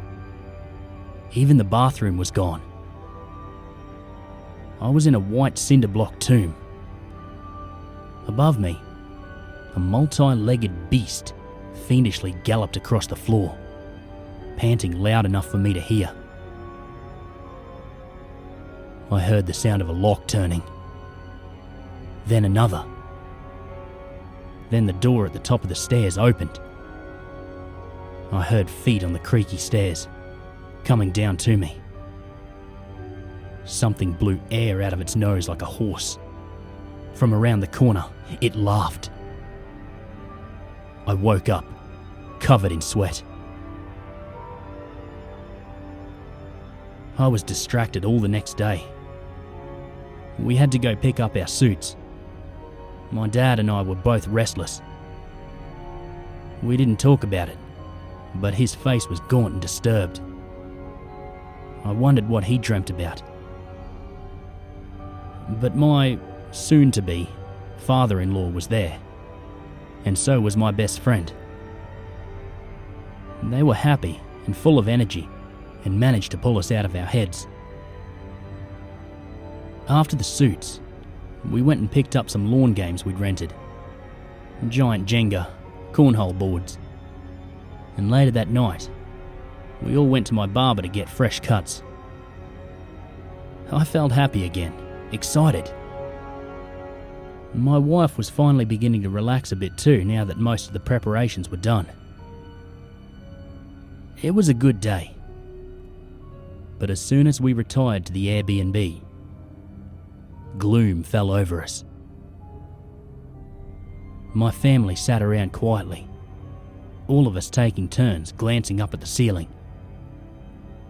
It was quiet, but the noise didn't normally start until close to midnight. I could see similar apprehension on the faces of my sisters and mother. No one spoke of nightmares, and no one had to. We retired to our respective beds earlier than normal. To my surprise, and theirs too, surely, the clock struck midnight without a sound. My sister had reached out to our Airbnb host again that day, and with a little more tact than my dad could manage. She said they'd had a good conversation, and the woman had even agreed to refund the charges for the first few nights because she felt so bad. I was hopeful that whatever she'd said to her roommate finally worked. I drifted off to sleep. A few hours later, I woke up to a familiar sound. Not the thumping I'd grown accustomed to, but the sound of a lock turning. Then another. My heart started pounding. I looked across the room, expecting to find myself imprisoned again. But this time, the other doors were there. I checked my phone and saw it was 2:43 in the morning. I was not dreaming. There was no doubting this. Then, the door at the top of the stairs slid open. I heard it and saw the light that came out, illuminating the nearly pitch black apartment I was sleeping in. I should have yelled, should have roused the rest of my family, but I froze. The door closed, and I heard feet descending the stairs. Everyone else was behind a closed door. I was on the couch in the black living room. I held my breath and tried not to move. Faintly, I saw a shape. It came around the corner from where the stairs were. It was short, the height of a child, and its head was perfectly round and hairless. There was one window in the front door, letting in soft moonlight, and my eyes were well adjusted. I watched whatever had just descended from the stairs creep past where I lay on the couch. It blew air from its nose, the sound so much like a horse or bull. As it walked, I heard the sound of multiple feet progressing. It was hunched over, and its gait was irregular. I felt like a little kid, hiding from a monster under the blankets. Except my head was exposed, and I didn't dare move. I simply lay as I was, hoping it couldn't see as well as I could. It advanced down the hall, towards where my sisters slept. I told myself that no matter how scared I was, if it opened the door, I would get up. I had to. But it didn't. Instead, it turned, ducked its head, and disappeared from my sight. It was crawling along the ground now, and the kitchen counter blocked my view. I closed my eyes and hoped for it to end. I could hear the sound of its many feet progressing across the tile. It was getting closer, closer. The feet stopped somewhere in front of my couch. My face was tightly scrunched, my eyes pinched closed, and I wasn't breathing. But it was. I felt its warm breath on my face, inches away. It made another sound then, an animal sound, halfway between a growl and a laugh. And then it left quickly, ascending the stairs 2 at a time. The door closed. The locks slid. Somehow, I fell asleep. I was too scared to do anything else. The next day, I was too busy to dwell on what happened the night before. We had our wedding rehearsal. I vowed to myself that it was the last night I'd let my family stay there, and debated whether I should tell them what had happened or not. They were all safe behind closed doors, and I was set to be home that night, finally. I'd tell them to lock their doors, just in case, and hope for the best. The wedding was the next day, and I didn't see any other choice. Before we left for the rehearsal, we heard a voice from above for the first time. A guy's voice. Someone having a conversation. After the rehearsal, my sister got a text from the host. "Hey, so I am going to refund you for the entirety of your stay, and if you are uncomfortable staying another night, I can refer you to someone in the area with vacancy. It turns out my roommate has been backpacking all week, hence why he never responded to my texts. I thought he was ignoring me, which truthfully isn't uncommon for him, but he hasn't been home all week. He says our house looks disheveled and asked if there's any way you all might have found your way inside. But based on what you told me you were hearing, I'm guessing it must have been a break-in. Unfortunately, there are a lot of homeless people in our neighbourhood, and other places have had break-ins the past few months. If you want to stay, you are more than welcome, but I certainly understand if you want to leave." I never told them about what happened to me that night. Whatever came down those stairs was no person. Now whenever I walk past that house, I can't even look at it. It makes me wonder what's out there. It got inches away from me. It drew in my smell and it laughed. Does it remember me? Is it looking for me? I try to tell myself it was just another nightmare. And some days, I can almost believe that. But at night, when my house is dark and quiet, I sometimes hear the sound of many feet approaching. I hear air rushing out of animal nostrils. I hear something laughing at me in the distance. And I wonder how long I have left.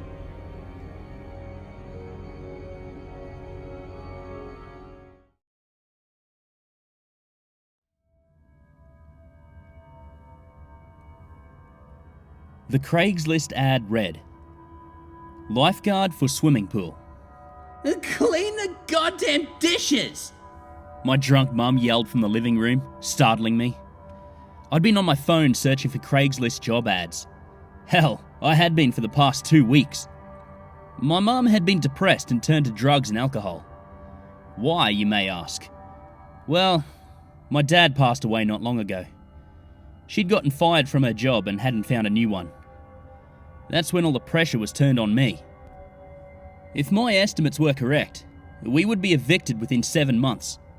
I needed a way to pay the bills, the rent, the food, and my mum's whiskey all at once.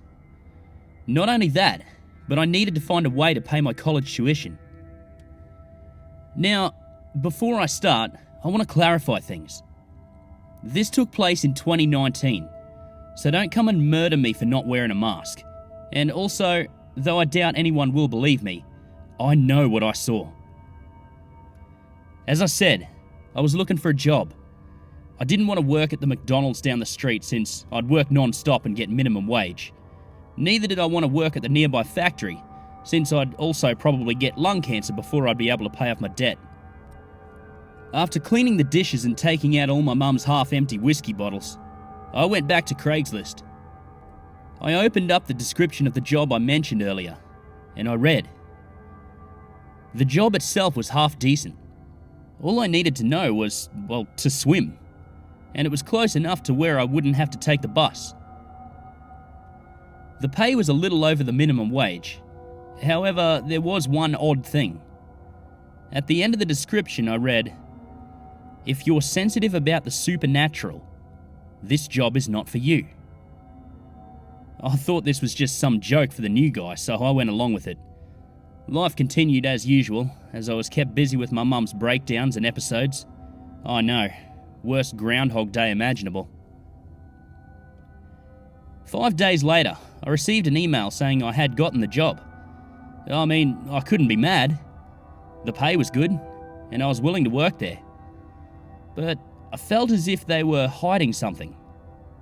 Hiding something that shouldn't be known to humankind. I should have listened to my gut feeling. On Monday, I got on my bike and sped off.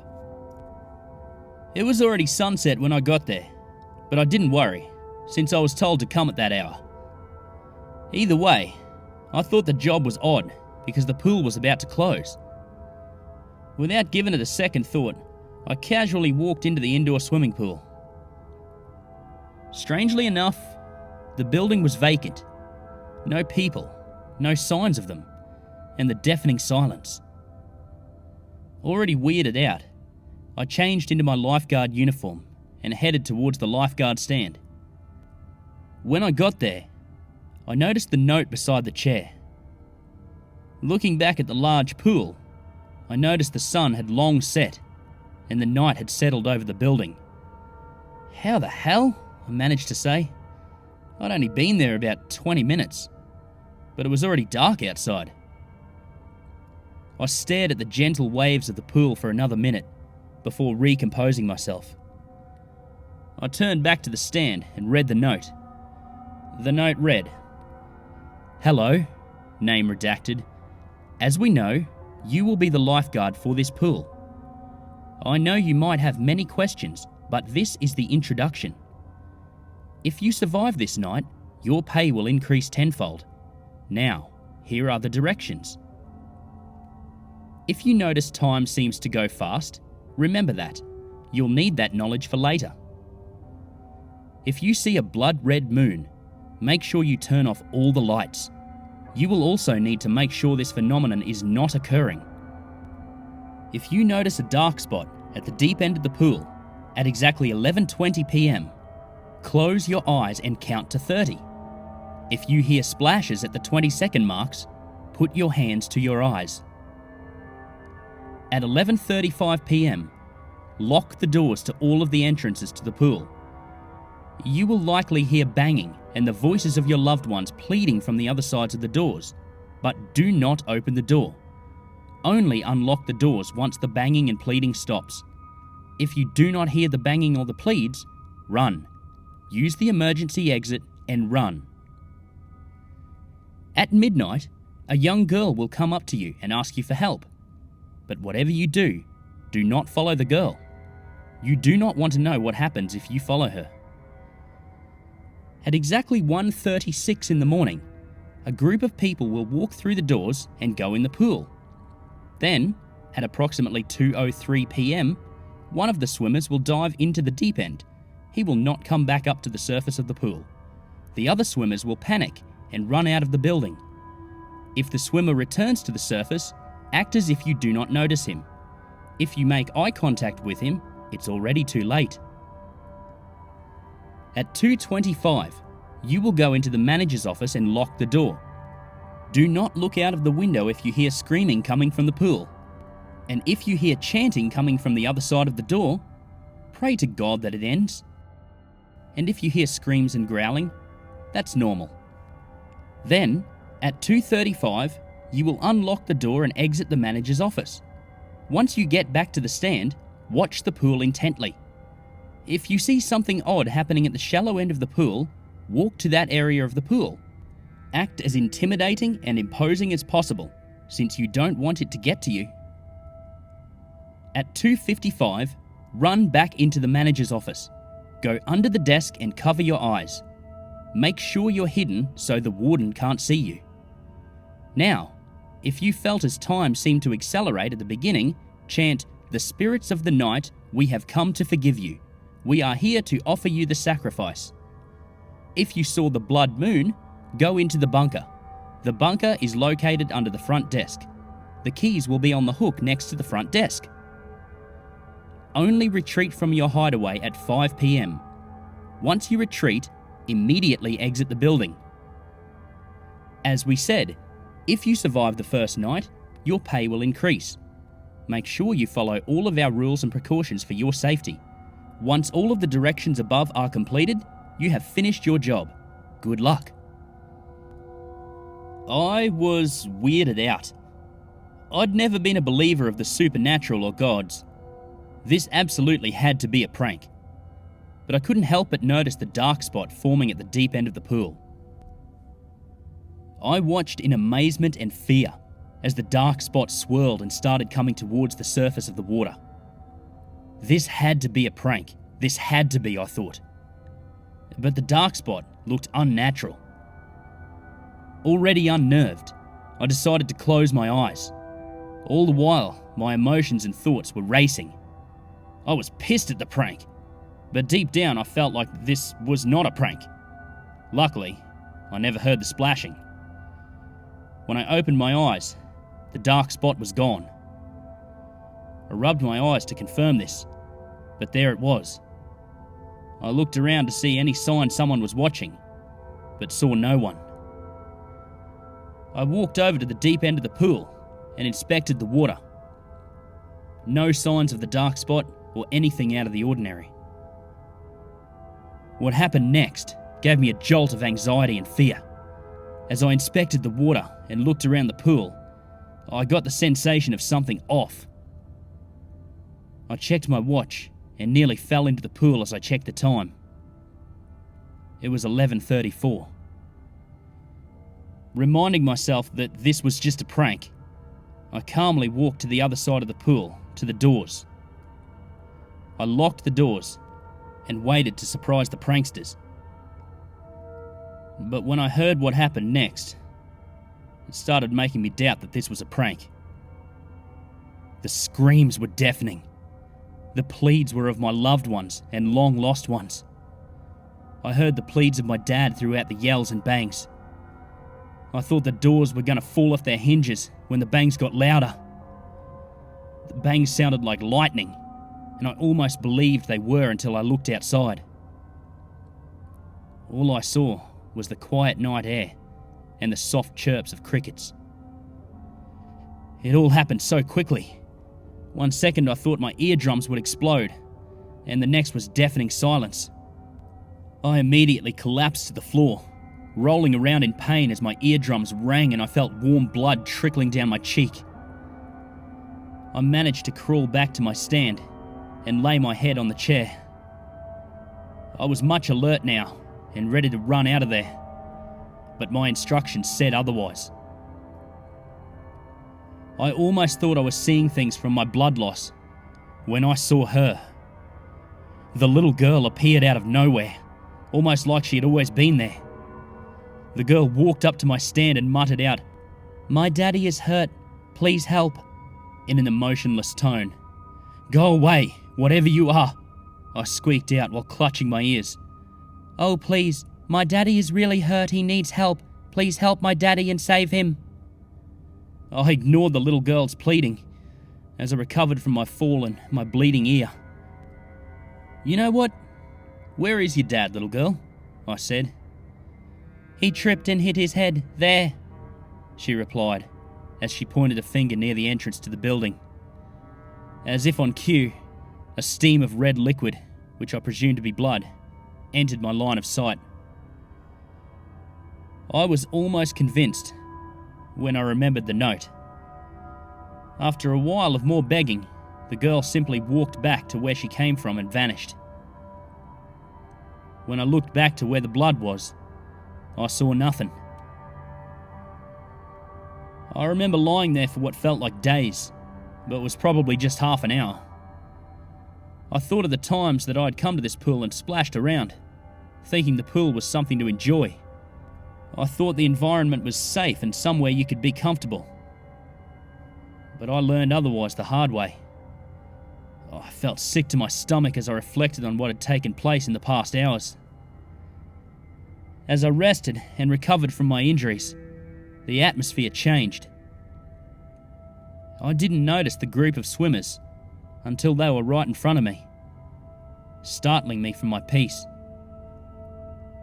I watched in interest as the group of nearly translucent swimmers headed towards the diving boards.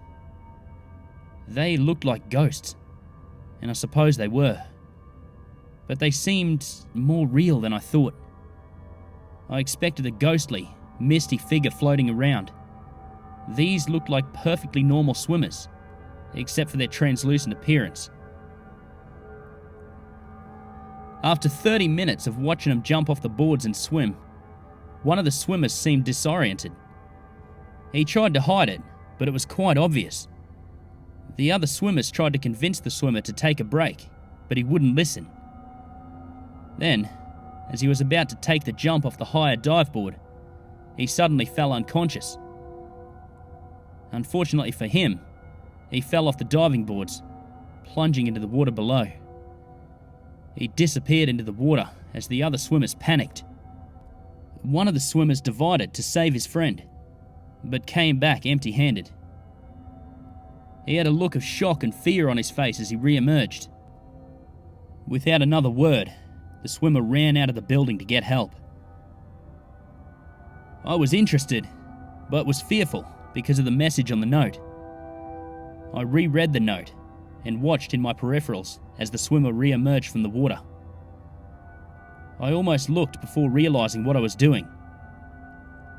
In my peripherals, the swimmer smiled at me and tried to get my attention. I just acted as if he were not there. But in my mind, I was transfixed on him and watching his every move. The translucent swimmer tried to blend in with the water, almost making me think he was gone. Needless to say, that was a close call. After another 20 minutes, the swimmer disappeared under the gentle waves and never re-emerged. After making sure the swimmer was gone, I settled back into my chair. I scrolled through my phone, but made sure I kept an eye on the pool. At the exact time of 2:25, I ran over to the manager's office. I took the note along with me to make sure I took all precautions. When I got to the manager's office, I noticed another note below the desk. If you're still alive, read this note. While you're in the office, make sure you're not facing the window. Also, make sure the things outside do not see you. I know this is the first day on the job, but this is more of a test.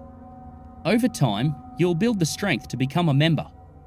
It's not our choice to decide if you will work for our corporation, but even if you quit on the first day, you will receive $5,000 in compensation. We will discuss legal closure once you make it through the night. Make sure to follow your instructions for your safety. I had already decided that if I got out of this godforsaken place, I would quit. I wouldn't be able to endure this on a daily basis. Hell, I'd barely made it through the night. So there was no way I was going to do this one more night. I know it's hard to believe, but all of this was real and happened to me. I myself wouldn't think this actually happened if it weren't for my first-hand experience, but stick with me. Now I know for a fact that demonic entities haunt the indoor swimming pool of Redacted County. As I hid behind the desk, I heard unnatural and horrifying sounds. Just as I locked the door behind me, I heard splashing coming from the pool. Then, an ear-splitting scream erupted from the other side of the door. I quickly hid under the desk and covered my ears to try and block out the noise. However, the noise was replaced with a low and guttural growl, almost the type a werewolf would make. But I didn't dare look out the window to see the commotion. As I expected, the noises stopped at exactly 3:35. I was surprised at how calm I was with the situation, but even that didn't prepare me for the horrors which ensued just 20 minutes later. As my instructions commanded, I ran back to the manager's office. My anxiety peaked when I heard a groan near the staff-only area, but it was too late. The warden had seen me. I remember running in and frantically hiding under the desk. Then I heard the sound of glass breaking and metal bend. And then the warden grabbed me and tossed me out of the office. I landed with a hard thud as my head hit the pavement. I temporarily blacked out. When I came to, I was in an unfamiliar room. I saw the warden. There was a massive creature. It looked like a mix of dog and cockroach. It seems funny, but once you see it, you'll know what I mean. It grabbed me and lifted me up. Before it could toss me into the fiery inferno, a beacon of light was shined through a window, scaring the hybrid away. It was from one side of the room to the other in less than 5 seconds, which was a 400-foot distance. Then I blacked out again. 3 days later, I was at the hospital being treated for 3 broken ribs, a mild concussion, a broken arm and wrist, and ruptured eardrums. The injuries were extensive, but I was still thinking about that night. Apparently, I'd been found. As a result, the company was forced to pay me $10,000 in compensation and pay my hospital bills. My life was truly changed after that. Even with all the money, things couldn't be repaired. Nothing could. I was forced to sign a deal with the company to never tell anyone about the horrors I witnessed that night. Even if I were to tell someone, they wouldn't believe me. They'd just dismiss it as the insane ramblings of a teenager. But one thing is clear. I am never going back to that place.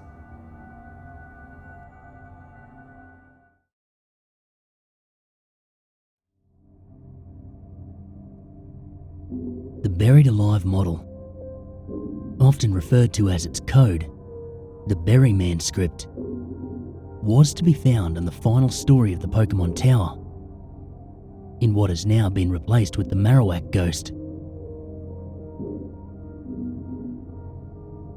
According to the scripts assigned to it, the buried alive model was intended to be the boss of the tower. Once reaching the top floor, the following conversation would have taken place. You're here. I'm trapped and I'm lonely. So very lonely. Won't you join me? After this, the battle would have been initiated. And once in battle view, the buried alive model appears to be a decaying human corpse attempting to crawl out of the ground. It has been programmed to have 2 white hands, a Gengar, and a Muck. Strangely enough, a protocol for the buried alive actions after it was defeated were not written. In the case of the player defeating him, the game would simply freeze. However, a specific ending was written by an unknown programmer upon losing the battle. In this ending, the buried alive was to have stated,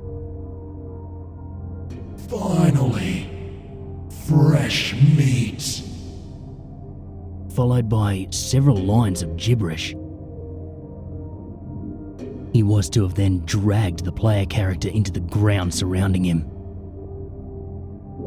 The scene would finish with a typical game over screen.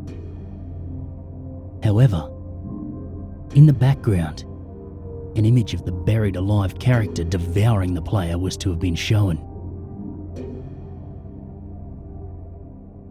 Especially strange are the protocols for after this scene. The cartridge was to download this image to the small internal memory contained in the Game Boy, overriding the title screen that normally accompanied a Game Boy turning on. Instead, whenever it was started, the player would view this image as the sound file staticmesh.wave was played. The intended purpose for this effect, unlike many of the other factors leading towards Lavender Town Syndrome, is unknown.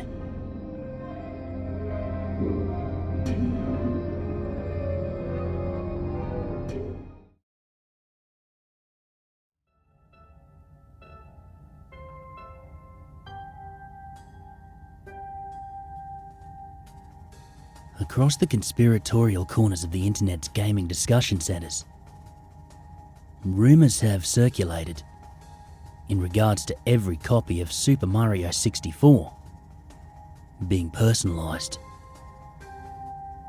More specifically, they claim that each copy contains extremely subtle differences, to the point of being wholly unnoticeable by all except the original developers themselves. In some cases, that makes each one unique. As opposed to all other Nintendo 64 titles, the theory states that each and every copy of the game in particular finds a way to bond with its players. The more they play, the more personalised the game becomes. More shockingly, at least one evidence-backed case of the Wario apparition anomaly, or Wario Head, as he's also known, has been recorded. The footage has been confirmed to have been undoctored and appears to show a giant, floating Wario Head chasing Mario down the hallway in front of what was supposed to be the player's second encounter with Bowser, the star door hallway in the castle basement. As it chases towards the player, a loud thumping noise can be heard coming from the walls near the TV being recorded. An unaired advert from 1996 that Nintendo has not denied or confirmed the existence of appears to show the apparition. This is the only official capacity in which Wario Head exists, and according to anonymous sources at Nintendo, he was scrapped from the original game's coding before release. That is a lie. I couldn't capture any screenshots of Wario Head because he materialized. Sort of. You're not going to see anything about hyper-realistic blood, creepy in-game messages, or twisted level design from me. Every gaming horror story I've ever read sounds like a walk in the park compared to what I went through. If you thought Sonic.exe was bad, Wario Head makes him look like Princess Peach by comparison. The following account happened to me this summer, and though no one I've privately told this to believes me, I'm hoping that someone, somewhere, will. I live in an area that gets hot and humid in the summers. With my complex's pool shut down due to COVID-19, I spent a decent portion of the free time I had playing video games. Around the time that the rumours of Wario Head first surfaced, I found myself dangerously curious about whether such an anomaly could exist. I mean, the classic haunted game tropes must have been nothing but a giant, outdated collection of internet folklore, right? This sort of thing wasn't possible, I'd always thought. Demons didn't actually possess video games, just dolls, or people. As it turns out, I thought wrong. Had I taken these theories even a little seriously, I could have saved myself some of the most mentally, spiritually, and emotionally daunting hours of my life. This all sounds pretty asinine, given that it's over a video game. But that's the problem. The copy I had played perfectly normally. At first. One particularly sweltering evening, just after I'd finished eating dinner, I opened up my laptop and decided to test the personalization theory out myself. I wanted to see if Wario Head would appear, or if my playthrough of Mario 64 would be just as ordinary as it had been for the dozens of playthroughs that I'd conducted before. Once the computer was at full charge, I opened up my N64 emulator, plugged in my PC controller, opened the game and kicked back. To maximise my chances of encountering this anomaly, I deleted all of my previous saves and started a new game.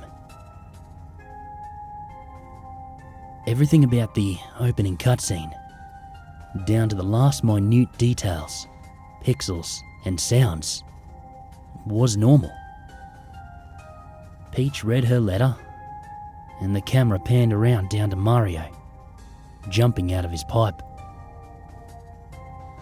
As I ran around, I found that nothing about the environment had changed at all.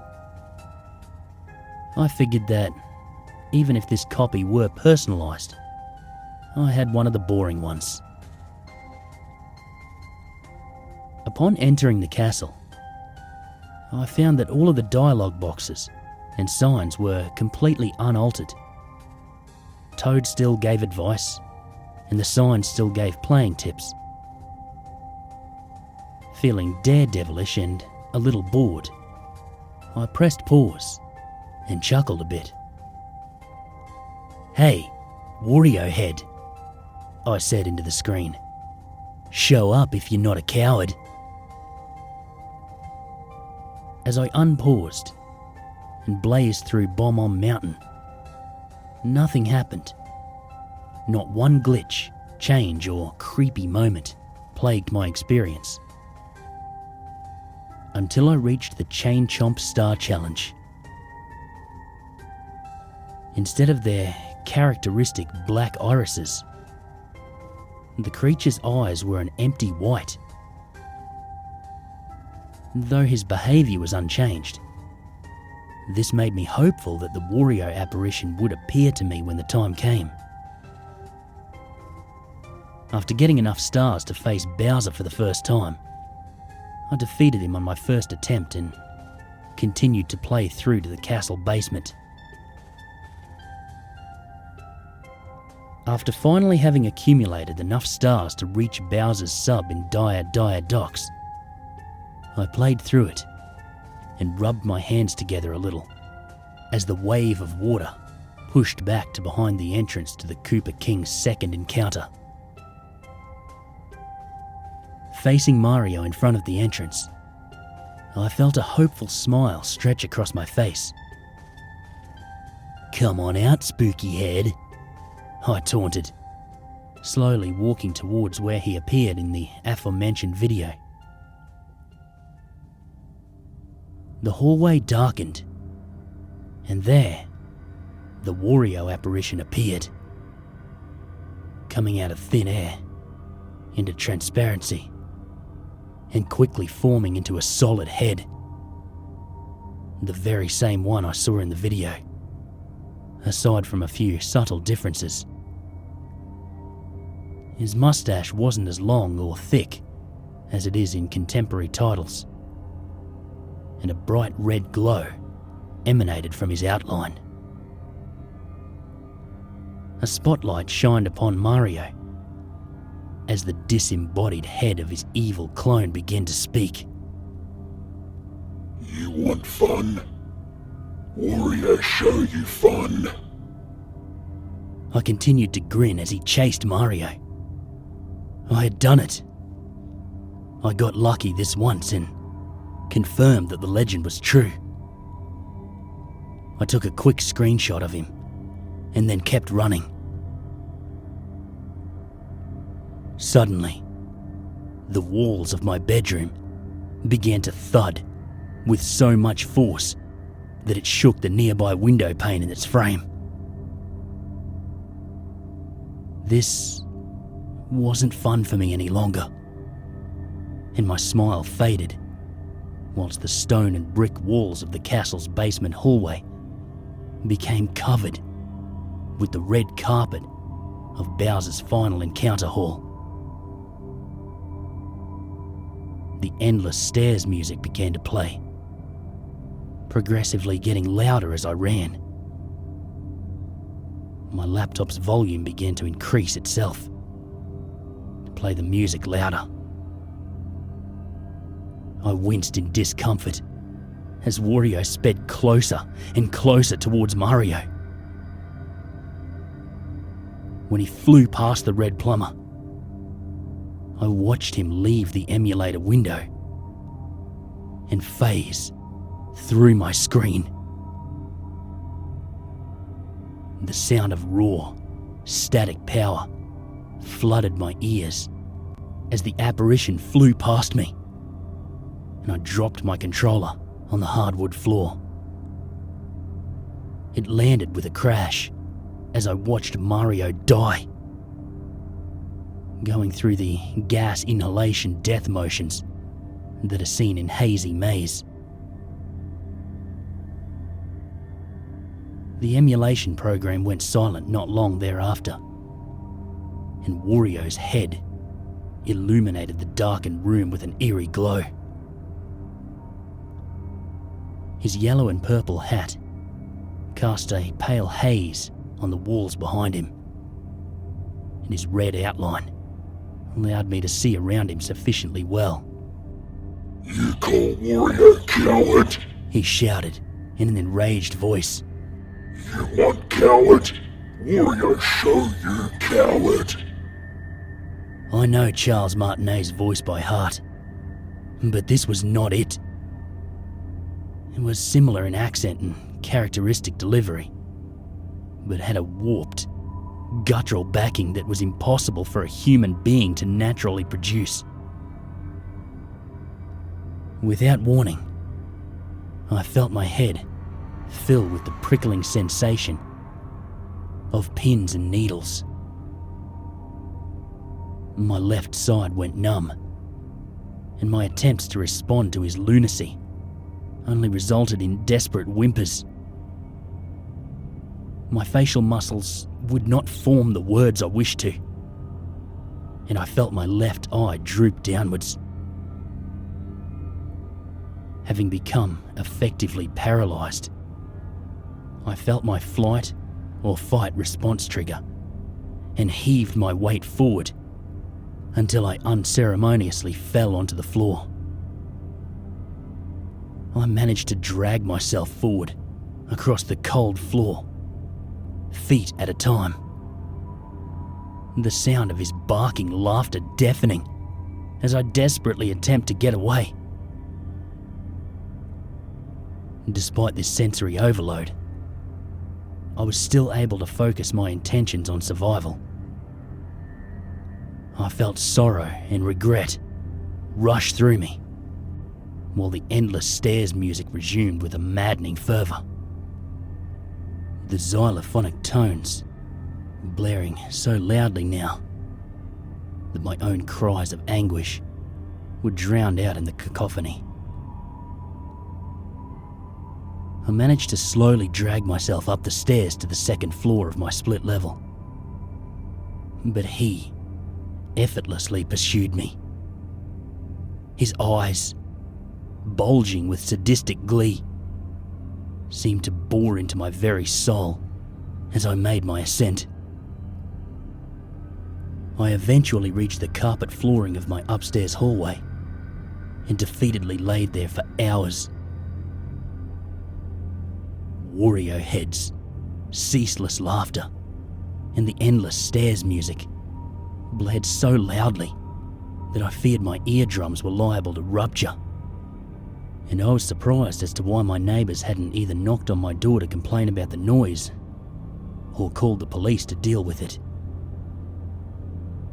In any event, I endured the torment for what felt like hours before the Wario apparition finally dematerialised. As he faded away, I heard him issue a final taunt, in the same garbled, sinister tone. Warrior, play even meaner next time. Seconds after the sinister red glow cast by his presence left the apartment, I felt my left side regain feeling. My burning headache was gone, and I felt the overwhelming urge to rehydrate my fatigued body. After going downstairs and getting a refrigerated bottle of water, I looked at my dead laptop and contemplated the situation I'd gotten myself into. Charles himself has gone on record and stated that he'd never use his talents to make his characters do or say anything that would be overly frightening to children. So the idea that this was a sick, elaborate prank left my consideration pretty quickly. Nintendo would send me a cease and desist for emulating their IP, not use state-of-the-art sensory tech to induce stroke-like symptoms. It couldn't have been them, and the file would have eaten my laptop away years before if it were modded, hacked, or tampered with to enable this abomination. Even if it were, what kind of mod brings a cursed game anomaly to life? There isn't a line of code in existence with that kind of power. So, I could only draw one conclusion that I felt lied within the borders of possibility and reality. Demonic possession. It would not have been the first time a demon had possessed an otherwise unremarkable thing. Antivirus software isn't programmed to block out dark forces, and there's no holy or cultist writing that explicitly states that demonic spirits cannot inhabit digital spaces or take digital form. Though a demon often follows the sin-branded soul of a weak-willed individual, I was neither weak-willed or spiritually weak. I'd never participated in any rituals that would bring this upon me. But I had soon theorized that the digital anomaly is what allowed the Wario apparition to inhabit demonic power. Since Nintendo hadn't programmed his behavior beyond the line he says upon manifesting in-game, they could not have done any of this. He doesn't even appear in over 99% of playthroughs, giving credence to the theory that the apparition acts as a digital doorway of sorts to whatever seeks to inhabit it.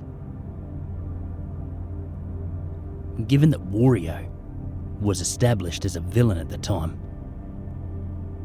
a maleficent force would feel at home inhabiting his presence. In horror, I realised that every copy of Super Mario 64 with this particular anomaly has the potential to act as a magnet for demonic possession. It sounded absurd, silly, and laughable, but it was the only way he could have that much power. My game file wasn't corrupt, just anomalous in that he appeared in it at all. There are no known code-based indicators that tip off his presence, making him, and by extension, anything that gives him power, impossible to detect in the game's code. The only way to cast out a demon is to exorcise it. So that's exactly what I set out to do. The following morning, I purchased kosher salt for the purpose of making holy water. No priest would believe this wild tale, leaving this battle up to me and me alone. I filled a large bowl with spring water and began the blessing ritual. Once the water was made holy, I brought it to a table and set it behind my laptop. Plugging a flash drive into one of its ports, I then started to charge it and immediately got back to work. As soon as the Windows home screen loaded, the disembodied head that had haunted me the night before re-emerged. The sunlight filtering in through my living room blinds turned to a bright red, and he began to maniacally laugh once more. His voice was just as evil as it was before, its volume vibrating off the walls of my unit. You want suffering? Warrior, show you suffering. Turning away from my computer, I immediately and violently projected the contents of my stomach onto the floor. I felt my nose bleeding while the same dreadful music blared. But I retained control of my body long enough to transfer the game file to my drive. Ejecting it from the laptop, I weakly got to my feet and dropped the drive into the water. It instantly began to boil, steam, and change colour, prompting me to close my computer and step away. The red light that had filled the room went away along with the endless stairs music that accompanied his arrival. The apparition glared at me, violently shaking his head. "Why?" I shouted, unable to hear myself above the noise. "Why did you make me suffer?" Suffering. He guffawed. Warrior loves suffering. Warrior never die. His denial of his fate did not save him from it. As the steam from the bowl of holy water cleared, his sinister, glowing visage dissolved with his demented laughter, fading away into peaceful silence. Peering into the bowl, I saw that the drive's plastic had melted and warped. The water was a bright shade of purple, and the steam had filled the room with a putrid odour of rotting flesh. After all of this transpired, I apologised to my nearby neighbours for the noise, but they all claimed that they hadn't heard a thing.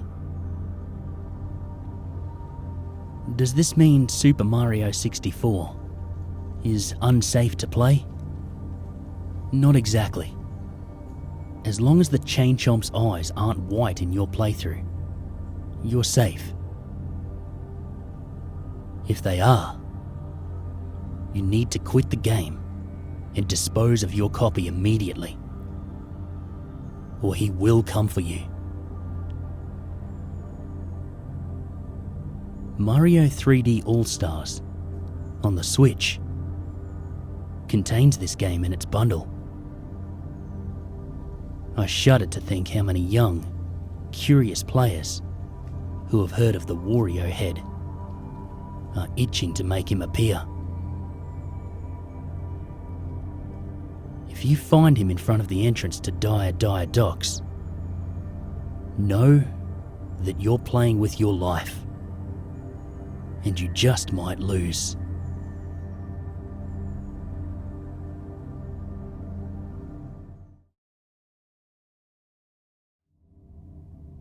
The following documents were recovered from Site 23768, located beneath the town of Perry, Georgia. All materials included have been designated top secret. Disclosure in any form will result in severe repercussions of the highest order. Logbook of Dr. Adrian Coleman, April 14th, 2020. Our newest tenant arrived today. The recovery team lost a member in the extraction. The death was a result of failure to strictly adhere to extraction protocol. Our new tenant is a female, age 12, Caucasian, hair brown, eyes brown, height 143.2 centimeters, weight 40.1 kg. Name: Kaylee Cohen. Henceforth referred to as Subject 451-20-8. Subject 451-20-8 was recovered from St. Vincent's Orphanage in Louisville, Kentucky. The subject had been entered into the orphanage program after the deaths of both parents. Their deaths were determined to be of natural cause, resulting from strokes. Subsequent adoptions resulted in the death of the foster parents. The deaths consisted of 2 reported heart failures, 1 stroke, 1 suffocation resulting from swallowing of the tongue, and 1 murder-suicide deemed a psychotic break from witnesses at the scene. We took notice after the second adoption. Surveillance documented a dispute between the subject and the foster parents of the third adoption. The dispute ended with one adult taking a kitchen knife to the other, and then to themselves.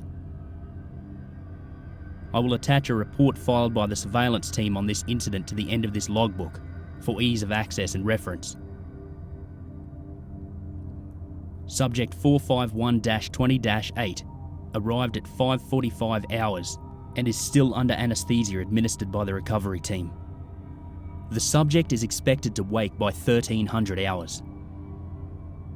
Testing will begin once the subject has awoken. Observation Report, March 29, 2020. Potential subject KC was seen with foster parents Gladys and Edgar Willom, both of whom appeared engaged in an animated discussion in the kitchen of their home. Subject and guardians had just returned from an outing at the local shopping centre. The following is a transcript of the conversation captured by undiscovered surveillance equipment within the kitchen of the house.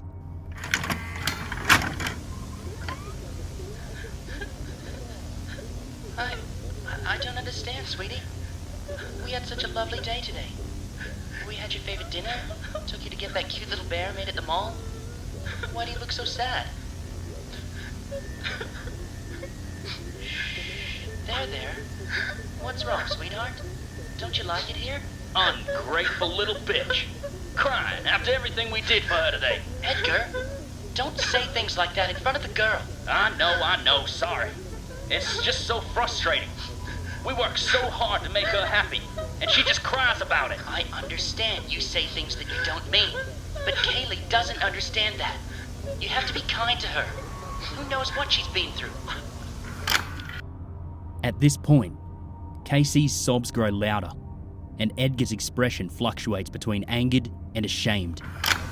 You're so nice, Gladys. I don't want anything bad to happen to you. What the hell is that supposed to mean? Don't worry, sweetie. Nothing bad will happen to me. That's what Mr. Hallis said. And Mrs. Colburn. But they died. They always die. At this point, Casey clutched the bear to her face as her sobbing intensified. Who the hell? What the hell? Damn it, Glad, what is she talking about? Her previous fosters? We should have paid more attention to that paperwork. Shit! It doesn't matter, Eddie. Accidents happen. You hear me, Kaylee? Accidents happen. We'll be safe. Don't worry. This was a mistake. I didn't sign up for this. I didn't even want a damn kid. Just wanted to make you happy. But this is shit. We need to take her back. No! Please don't take me back. You're so nice, Gladys. I don't want to go. I won't take her back. She's not some faulty appliance bought from the store. She's our daughter. I refuse. Bullshit. We'll see about that. He started to walk past the two when the potential subject reached out and grabbed his arm. Edgar stopped and turned on her, jerking his arm from her grasp with a look of fury. The potential subject's back was to us, so we were unable to see her face, Edgar looked down at her and became suddenly very still. His furious expression went slack, and his eyes flooded red with bursting capillaries. A small rivulet of blood leaked from the corner of his eye. Edgar's slack expression shifted into a look of anger that eclipsed his previous expression. He sneered and gibbered unintelligible words, spit flying from his lips. In 3 quick motions, Edgar sprinted to a knife in its holder on the counter, drew it out, and advanced towards Gladys. As he advanced, she raised her arms defensively, crying out. He plunged the knife below her left arm, stabbing up to the hilt below her armpit, and withdrawing it. Gladys' expression went from fear to surprise, and then to slack, nothing, as she fell to the floor. The only motion, a seemingly endless deluge of blood, which slowed soon enough. Edgar did not hesitate. Before Gladys had fully collapsed to the ground, he pierced himself with the blade in the chest. He let out a crazed scream that was heard by our observation team, as well as the neighbours. He pulled the blade out of his chest and plunged it in again. He died with his hand firmly on the blade. The potential subject sat curled in the corner, covering her face and screaming. Blood from the slain woman pooled and flowed close enough to stain the potential subject's full and stuffed bear.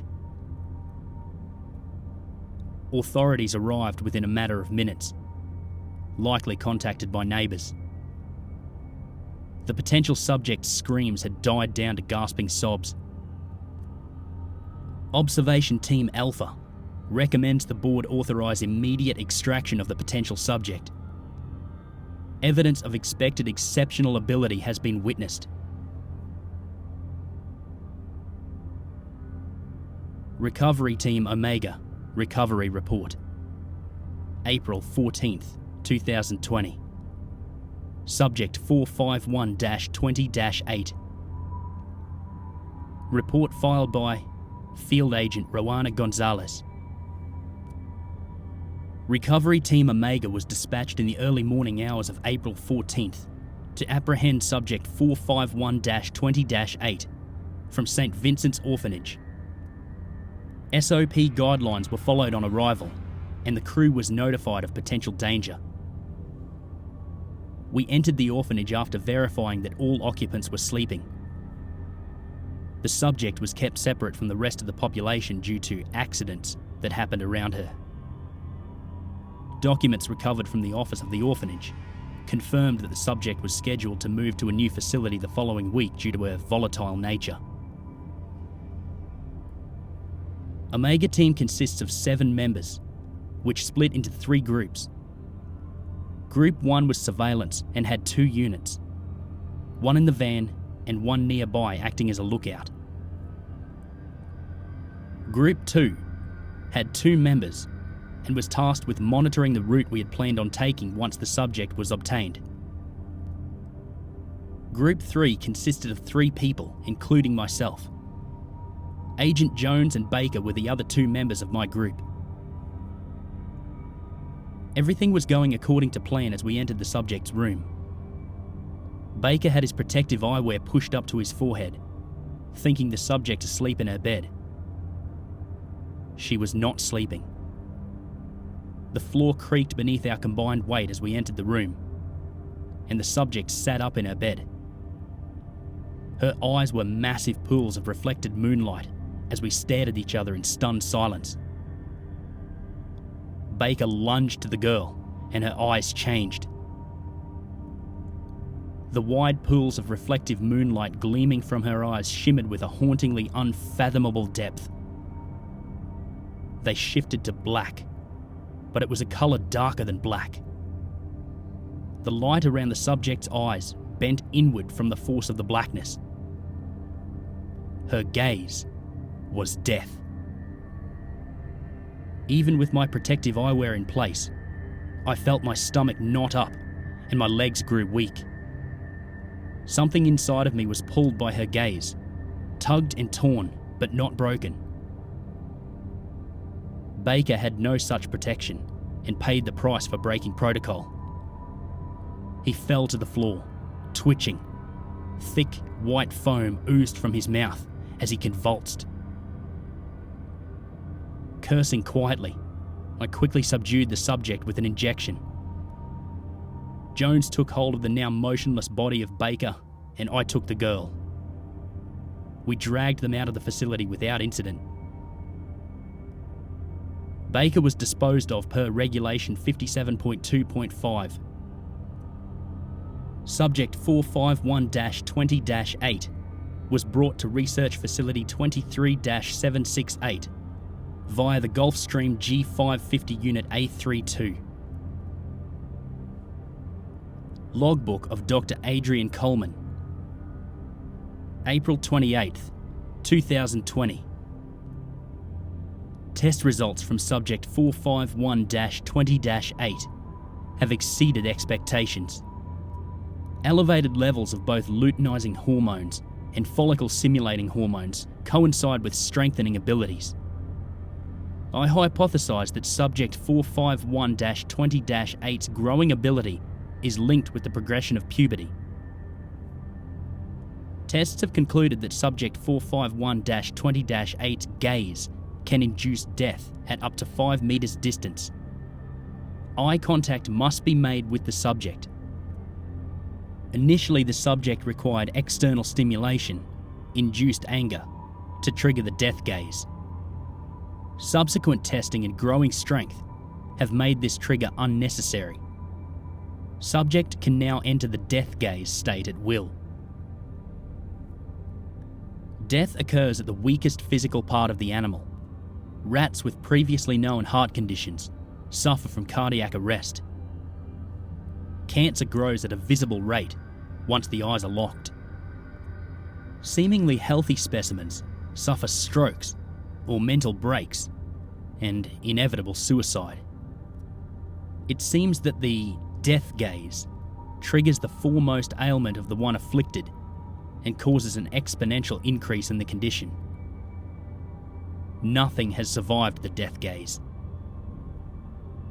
3 other potential subjects have been identified, all born on the same day of Subject 451-20-8. Surveillance teams have been dispatched to verify accuracy of reported abilities. Subject 23-1-18 is currently incarcerated at Warmouth Youth Detention Facility in Alden, Oregon. The subject is reported to incite extreme acts of violence with a touch. Subject 61-13-9-14-5 currently lives in Springfield, Illinois. The subject has been moving with family for a year now. More than a month at one location has reportedly ended in natural disasters, ranging from locust swarms to drought.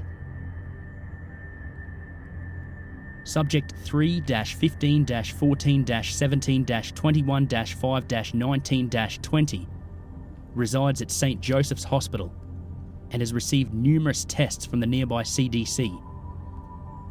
Perpetual lethargy afflicts this subject, and anyone who the subject breathes upon becomes infected with a deadly disease. Testing has shown the infection is a new strain of the bubonic plague. No causation has been identified. Subject 3-15-13-17-21-5-19-20 has no identifiable illnesses germinating that would cause a transfer of the plague. Confirmation is expected from the surveillance teams within 24 hours.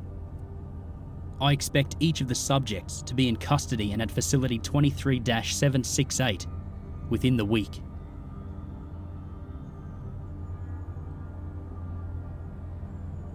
Logbook of Dr. Adrian Coleman. April 29th, 2020. Subject 451-20-8 was more than we anticipated. She experienced her first menstrual cycle, and her ability expanded exponentially. Protocols in place to protect researchers and workers no longer protected them from the subject. Looking away no longer protected them. I write this in haste. Soon I will die. The array of monitors that surround my desk show me the facility. Subject 451-20-8 walks free. Nothing near the subject survives. Death approaches. The other subjects have been confirmed. They were scheduled to be procured and brought to the facility within 24 hours. By the time they arrive, no living person will remain. Each step Subject 451-20-8 takes sends fresh waves of dark death in every direction. Corpses litter the hallways and the rooms. Test animals lay motionless in cages, displayed on my monitors. Subject 451-20-8 must pass through my office to exit the facility. I feel a tightening in my chest, a twinge. My arm is numb. Further documentation into the subjects listed above have been removed from record. The above documentation has been removed from circulation and destroyed. Any attempts to disseminate any information relating to Facility 23-768 will be met with imprisonment or death.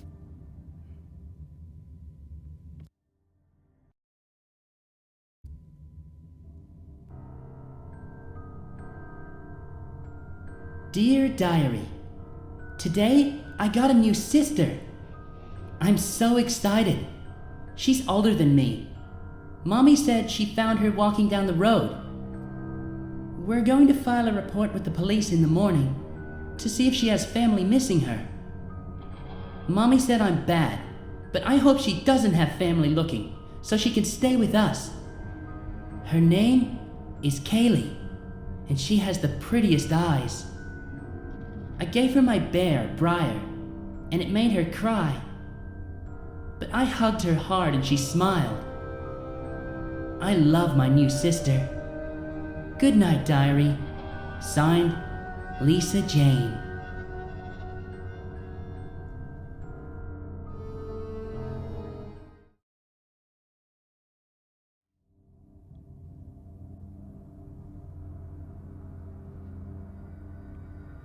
I started hunting relatively late in life.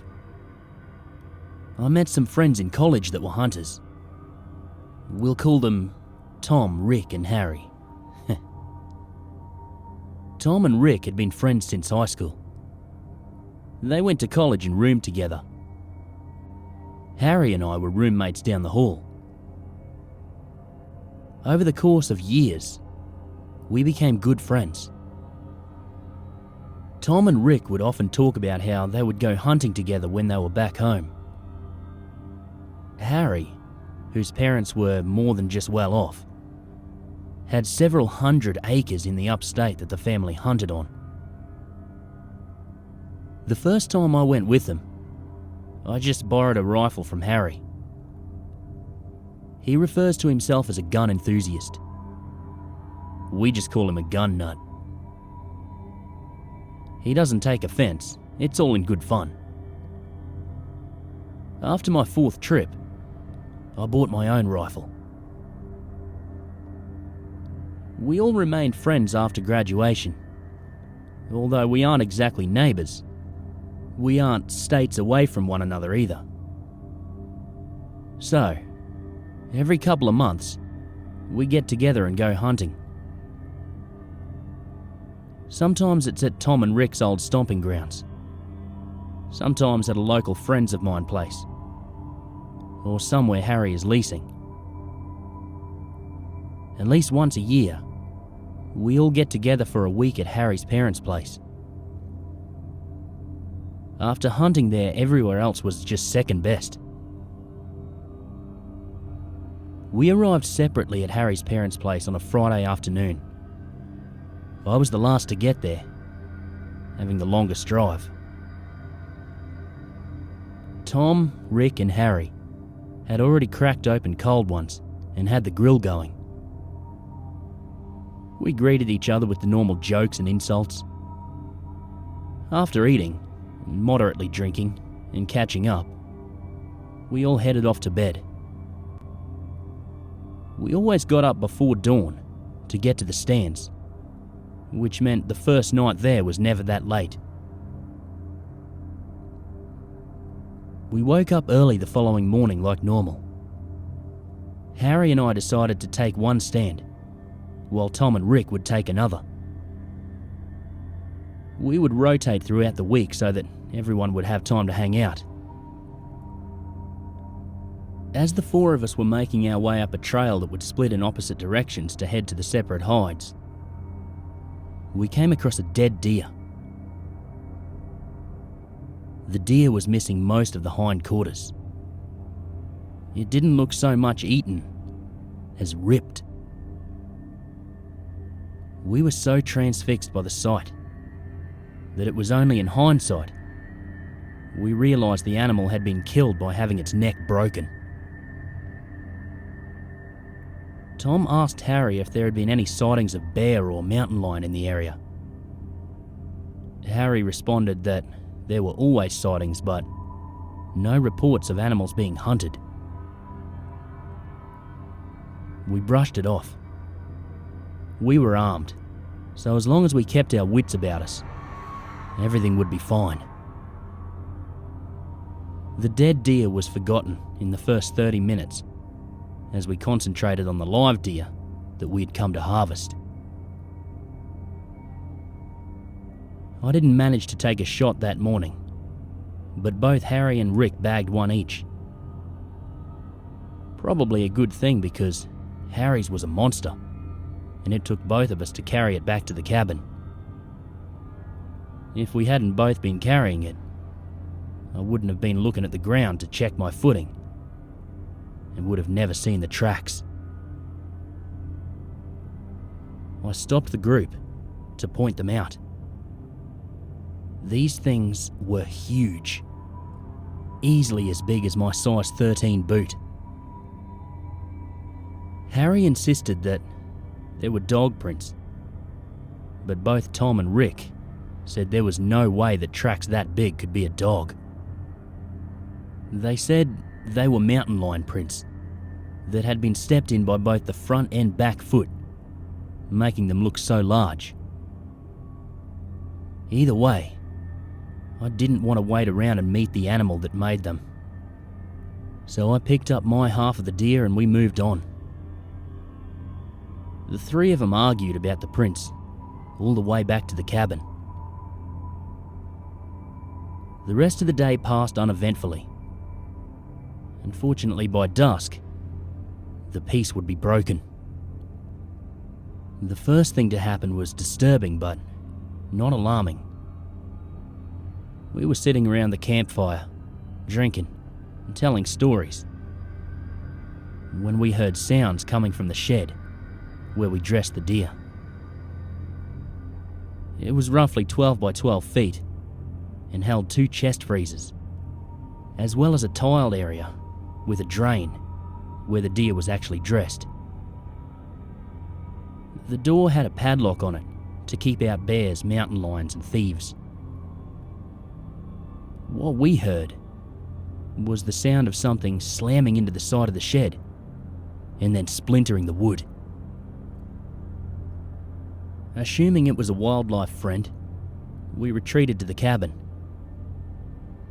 Tom and Harry grabbed rifles, while Rick and I grabbed powerful flashlights to illuminate the area.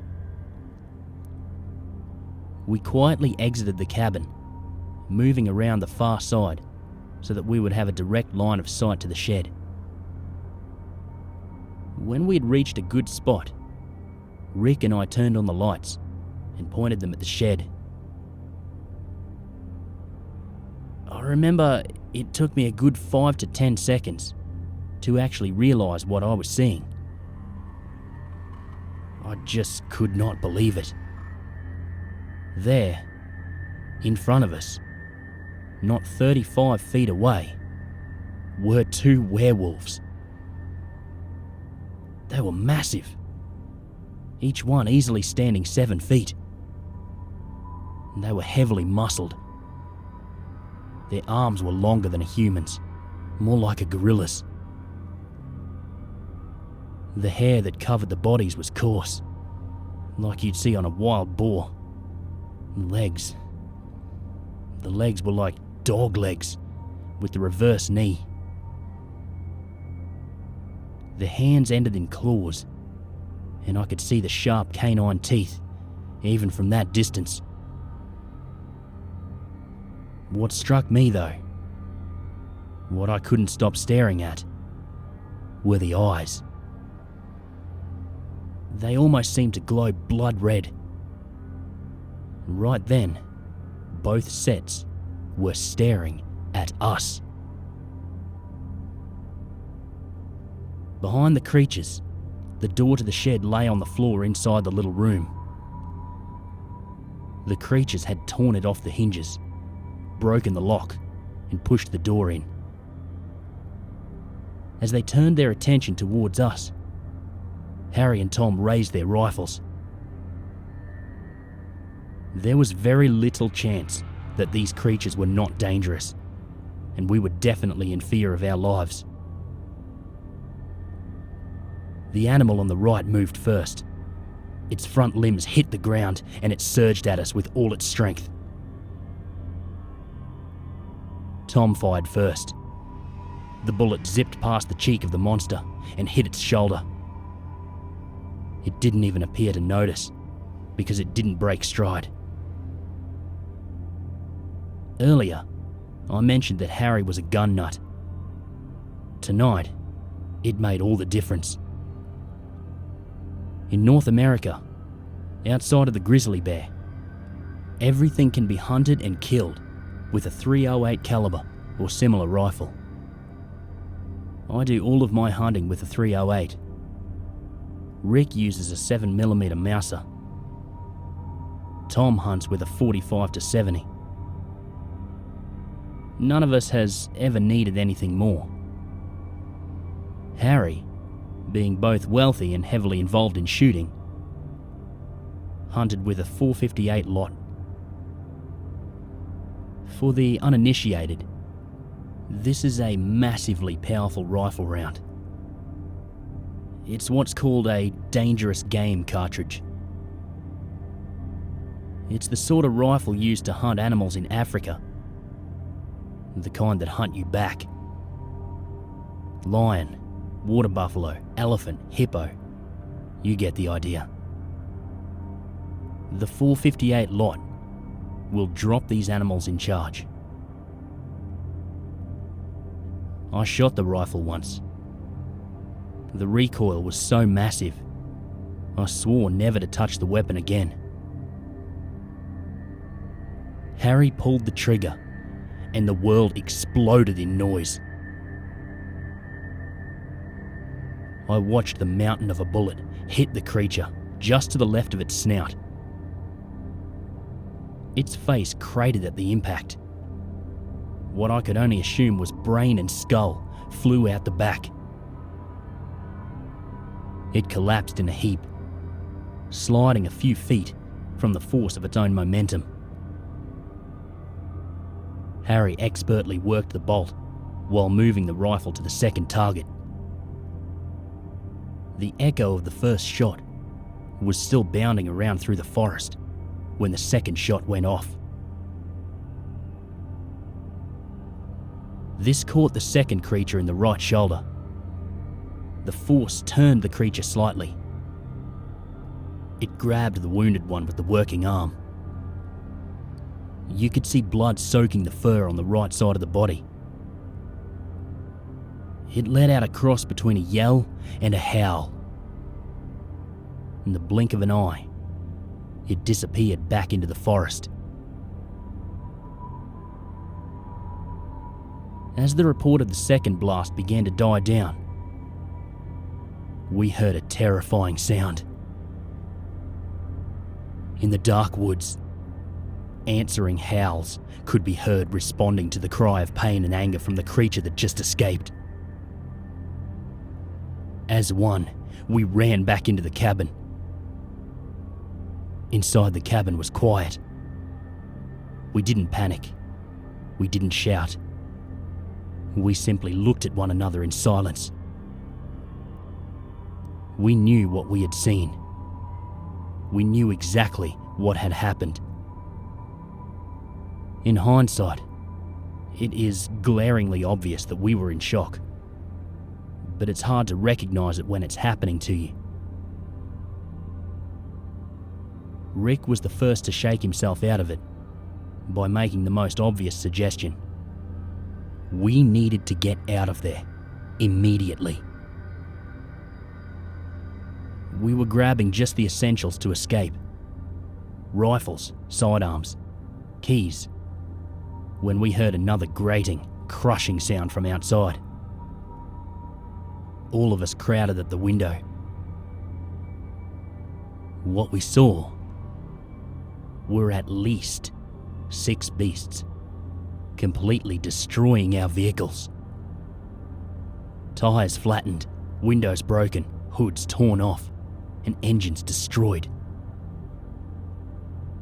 Before real panic could set in, Harry reminded everyone about the pole barn and the tractor it contained. With this much acreage, you had to have equipment to maintain it. Tom wasn't so sure about the idea. The tractor was slow and didn't have any sort of cover or cage to protect us from the beast. I had to admit that Tom had a point, but if we stayed, we were obviously dead. That's when it occurred to me. Fire. Animals, even humans, were scared of fire. Rick asked if I intended to burn the whole forest down. I hadn't, until he mentioned it. But if that's what it took, then yes, I would burn the forest down. We all just sort of looked at one another. We didn't agree to it out loud. We just sort of grabbed our stuff and started heading for the pole barn. Harry shot and killed one more of the beasts on the way there. At the barn, we wrapped rags and clothing that we had brought with us around shovels and rakes. We soaked the clothes in diesel and lit them on fire. We put several cans of diesel on the back of the tractor, and we began our slow ride out. Tom and I would hop off the tractor as we went down the trail, setting fire to the woods on either side. Harry would cover us from the tractor while Rick drove. We could see gatherings of red eyes on each side, but they wouldn't cross the flames. The couple of times they attempted to get out in front of us, Harry took care of that with the rifle. The 20-minute car ride in took us 90 minutes to get out. By the time we reached the end of the trail and made it to the paved road, the forest behind us was ablaze. It took 6 weeks to get the fire under control. Almost 1,000 acres went up in flames and 4 homes were lost. Thankfully, no one died. The fact that the fire would spread or get out of control didn't even occur to us in our blind panic to escape. We watched the news for days, praying that the fire service would put it out without loss of life. The authorities knew where the fire started. They interviewed us about it. We told them a propane tank leaked in the back of Harry's Cherokee and exploded, blowing up his car and mine. From there, the fire spread out of our control. We fled, alerting the authorities. Luckily, they couldn't prove otherwise. We all still hang out. But we don't go hunting anymore. Now it's dinner, staying at a friend's place, or going to a sporting event. It's been several years now, and the trees have grown back. Harry's parents rebuilt the cabin. He doesn't go there anymore, and they eventually stopped asking him to come. The guys won't talk about it. I've brought it up once or twice, but each time they just look down and stop talking. I think about it often. People go their whole lives without anything strange happening to them. I, quite literally, ran into a legend. I don't know why I wrote this. No one will believe.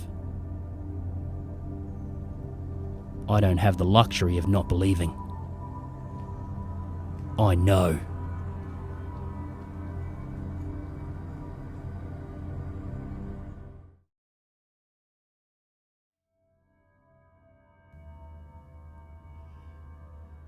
Mankind has an inherent fear of the dark. Born from millions of years of being subject to the cycles of night and day, without the aid of incandescent light bulbs or the buzzing neon luminescence of cityscapes. There is an instinctual fear of what hunts through the shadows, be it man, beast, or other. I've seen one such other before. I've been hunted by it. 4 years ago, I lived on a small patch of land in rural Kansas. The property had once been my great-grandparents', and when they passed away it was granted to my grandmother, then to my mother, then to me when my parents eventually moved. I was a newly minted graduate student, in need of a home and space to grow while I paid down my debts and began life in earnest. I had visited periodically throughout college, and the charm of the place was undeniable. And as my parents aged, their ability to physically keep up with the place began to wane, and so when the inevitability of time bore down on them, and my mother struggled through tears to let go of one of the few family relics we possessed, I offered to act as its caretaker. It was a secluded space, about an hour's drive from the nearest city, connected to the blacktop veins of the country by a mile-long dirt road. The homestead proper came with a chicken coop, the tenants of which I was charged with taking care of. A large trapezoid building that housed the myriad of ancient equipment that was rusted over when I was born.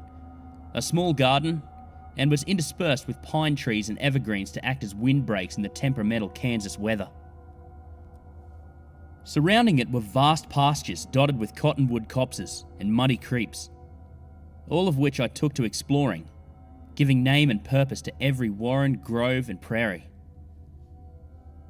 This was my home, a place where I would be lulled into a gentle trance by the humming cicadas and dancing fireflies in the warm summer twilight. There was a rhythmic complacency to life there. I would have described it as paradisiacal. The flow of day and night punctuated only by the buzzing on of the sole source of artificial light of an overhead yard light signalling that it was time to retire. When the home was granted to me, my mother dictated to me several rules. Most of them I expected. Watch the ground for rattlesnakes. Keep the chickens inside at night. Don't answer the door for strangers. If there's a tornado, get into the crawl space under the house. The typical mothering that comes from worried parents. 2 of them, however, struck me as odd a couple of weeks after I'd settled in. When the yard light comes on, go inside and stay inside. And if you are outside after dark, never run. Rabbits run. Mice run. Prey animals run. Never run. Those 2 I found strange. But knowing that I shared this patch of wilderness with wild animals, I made the connection that she was speaking of coyotes or mountain lions. That's where I made my first mistake. The second came when I violated the first of the above 2 warnings. I'd gotten home late from my job in the aforementioned city. It was a late autumn night, and the trees were just beginning to shed their leaves. Nightfall had been slowly advancing itself with the ever-creeping persistence. I gathered my flashlight and made the roughly 100-metre trek to the chicken coop. As soon as my foot hit the dirt, I felt the hair on my neck prickle and my paranoia skyrocket. I thought about bringing Charlie, my old mutt, but he was fast asleep inside the house, and it was only a short jaunt down to the driveway. I rushed through the darkness. The only sound echoing in the night was my boots on the gravel and the rustle of fallen leaves. My flashlight fixated on the reflective tin of the coop. I closed the rust and splinter-ridden door with some effort, and it let out a sharp squeal. Then I was enveloped in silence. I turned my back to the dark, towards home, and I felt that regressed childlike fear of the dark, this time far stronger than before. I was being watched. I was sure of it. The journey into the dark is easy, but it's when you turn your back to it, to the yawning night-enfolded wilderness, that you feel what prey feels. Panic. Cold and weighty panic. Never run. Prey animals run. My mother's warning cut through the frenzy building inside me. There's nothing out there. You're imagining it. My mind desperately tried to assert control over itself. I began to do what I had always done as a child, in fighting with my fear of the dark. I slowed my pace, straightened my back, and let out a warbling song to show that I was unafraid of whatever imagined ghosts haunted the dark corners of a lightless room or the perpetual blackness of a moonless night, until I made it to my front door when the facade broke and I hurried inside, giving a snoozing Charlie a pat on the head before removing my shoes and climbing into bed. 4 a.m, I woke up again. I'd always been plagued by hot flashes at night, and tonight they came for me again, caressing me in their sweltering embrace. I decided to move to my living room, which was generally cooler than the rest of the house, and resume sleeping on the couch. To give a little visual for you, my living room was the first room in the house you would enter through the door, replete with rustic furniture and a large picture window with my couch directly under it. From the window, you could see the rest of the farm, the long gravel driveway to the coop, and beyond the coop our barn, and beyond that, the large metal trapezoid shop. It was beneath that window I vied for sleep, and it was through that window I'd be presented with the grim truth of mankind's precarious perch in the hierarchy of nature. I furtively tossed and turned on the couch, and eventually gave up after about an hour and a half, simply staring at the ceiling, resigned to my sleepless fate, when suddenly I heard a low growl. Charlie was growling. I could see the orange light from our yard light reflected in his deep brown eyes as he clambered up on the couch next to me despite his age, to stare out the window at whatever his senses had picked up. His persistence alarmed me, and I sat up to join him in his nervous watch. I wish what I had seen was a mountain lion. Then it would make sense. My fragile understanding of what walks on this earth would have been left intact, and I would be able to live my life without nightlights at the age of 27, without the regressed fear of long dark hallways and the lightless corners of the world. What I saw, though, was something far worse, far bigger than a mountain lion in every sense of the word. I saw its shadowed form first turning the corner of the shop, graceful in its own slinking, hunched over way, and it was massive, easily 8 feet tall as it crawled on long, spindly limbs through the dark, crawling its way slowly towards our house. The dawning horror came that it was moving with purpose, occluding itself behind the coop, trees, whatever it thought could hide its bulk from vision, hide itself from me. It had seen me and was stalking me as surely as a cat stalks a mouse, and it was closing in. I wanted to scream, but my fear had driven beyond the ability to articulate even the most primal reaction. Don't scream. Prey screams. Despite the alarm, I resolved to watch it, albeit hidden, peeking over the window frame as it crawled through the trees now, its long, ape-like arms stretching out and wrapping its hands around the trunks of trees as it pulled itself forward. I could make out now that it was humanoid in appearance, though still featureless in the shadows as it methodically avoided the yard light. Perhaps it realised at that moment that I could see it, that the game was over and its window of opportunity was marginally narrower. Perhaps my boldness in watching it brought about some malicious challenge between it and I, because it soon dropped its stealthy approach altogether, stepping into the buzzing orange light of the electrical pole overhead and standing upright. It was horrifically tall, like a giant out of some ancient fable, and its flesh was the colour of old bark, twisted and sinewy, stretched taut like mummified skin. It had the barest resemblance to a human. Its face was contorted into a tortured scream. Jagged and mangled teeth jutted out from its yawning cavity. Charlie was now in a frenzy, and I fell back from the couch as it slumped forward towards the house. The animal instinct that still remains in mankind took over, and I frantically attempted to back away, deeper into the house, safer perhaps. Its shadow fell across the window as it hunted me, searching for a means to get inside. I fled to the bathroom at the back of the house and hid in safety, Charlie still barking in a maddened state as he ran up and down the length of the house. Then I saw it bend down to peer through the bathroom window, its dark recessed eyes gleaming maliciously with a hungry light as it proceeded to smash its claws against the window. I had already violated what I quickly realised was the most sacrosanct warning my mother had given me, and now I was going to violate the second one. I was going to run, and whatever cognitive faculties I still possessed cobbled together a plan. The crawl space under the house was barely large enough for me to get through. I could huddle down there, safe from this abomination. Or I would be trapped. The options were few. Its incessant pounding finally broke through the window as it reached through, pouring frantically to try and reach and wrench me out. I tore out of the bathroom and slammed the door as it began pulling its ropey bulk through the window, groaning with effort. Charlie was at the door and would have lunged through if I wasn't quicker.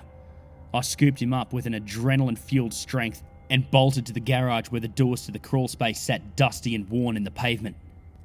I'd bought us time and unlatched the storm door, carefully lowering Charlie into the cellar before joining him. Both of us swallowed up by the darkness. I'd forgotten my flashlight as I felt along the crumbling cement walls of the cellar until I found a small door, barely the size of a cabinet door, that led under the house itself. Then I heard it, the monster, thumping and yowling against the metal door above us, tearing at it in desperation. I ushered Charlie through the tiny door to our last hope for survival and shut it behind me, methodically dragging him with me through the dirt and mould to the furthest corner we could squeeze ourselves into. The squeal of the storm door's latch pierced the darkness. It was clever enough to work latches. I heard it thrash its way down into the cellar, thumping and writhing in the claustrophobic space of the cellar in a rage as it howled in fury at its prey escaping. Charlie had gone quiet now, shivering against me in the gloom and refusing to look behind us. My eyes remained locked on that tiny, flimsy door, the only barrier between us and that horror that thrashed and screamed in the cellar. I don't know how long it continued like that. It felt like we'd lived several lifetimes down in that grimy corner, but eventually it seemed to give up. The thrashing stopped, the growling stopped, and I heard it clamber clumsily back the way it came, its heavy footsteps thudding against the floorboards until those ceased too.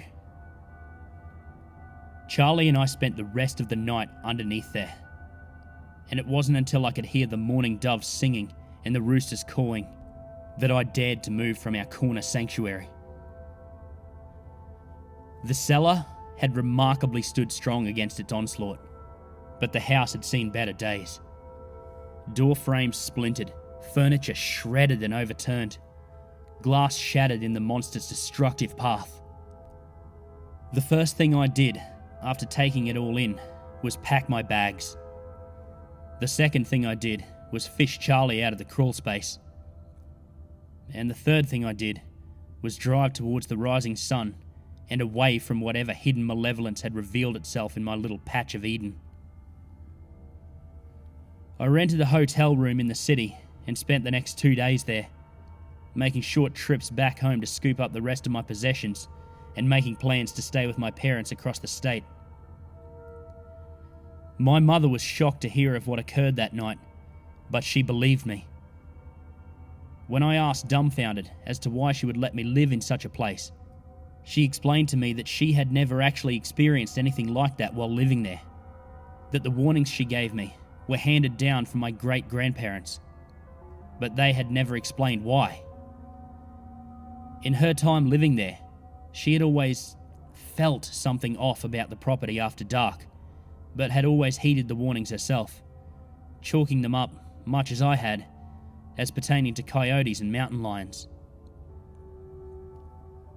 My grandparents have long since passed. The answers as to what that monster was, or where it came from, have been swallowed up by the earth and scattered to the howling winds of the prairies. Now, as the sun goes down and the night advances on the day, I watch the elongating shadows and shudder before retreating into the safety of home, and recall the warning that's haunted me since my panicked flight from that old lonely farmhouse. If you are outside after dark, never run.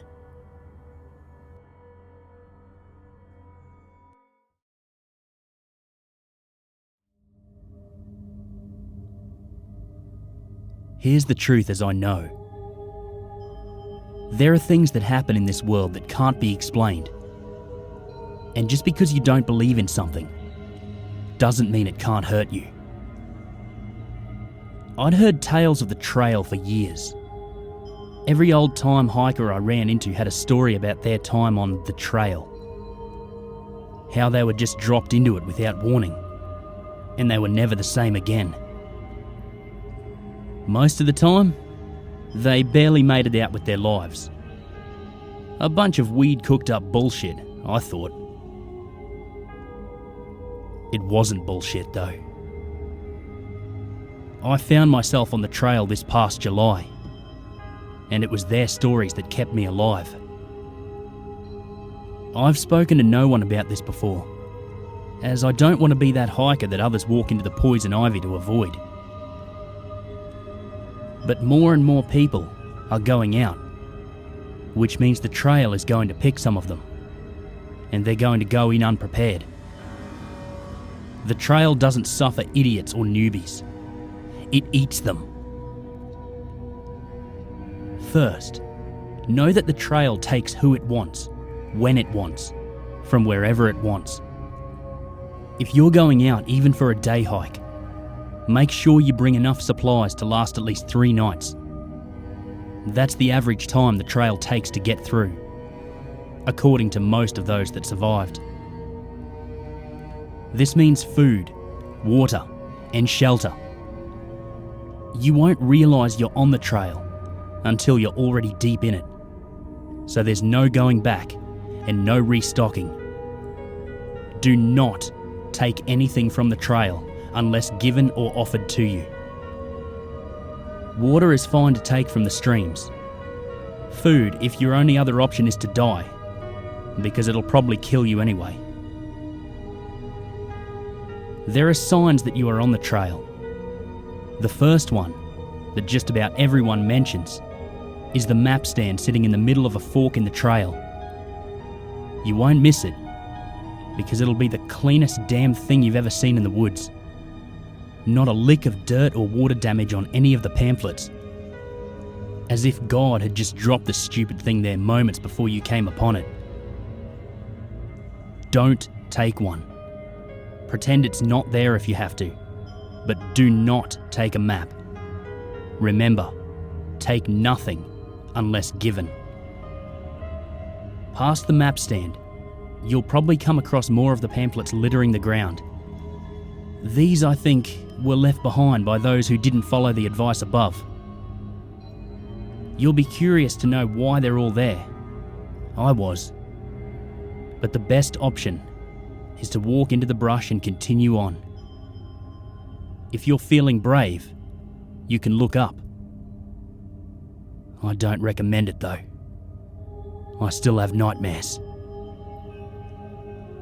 Stay in the brush until you reach a cross-shaped tree with a little rag doll nailed to the front. As you near the tree, the nail will fall and the doll will tumble onto the path. Pick it up. This counts as being given. Here, you get back on the dirt path and you stick to it like glue for the rest of the day. There is a little girl in a dirty nightgown that will follow you from off the trail. The doll is hers, and she will cry and beg for you to give it back. Put the doll in your pack and ignore her. She'll disappear when you reach the creek.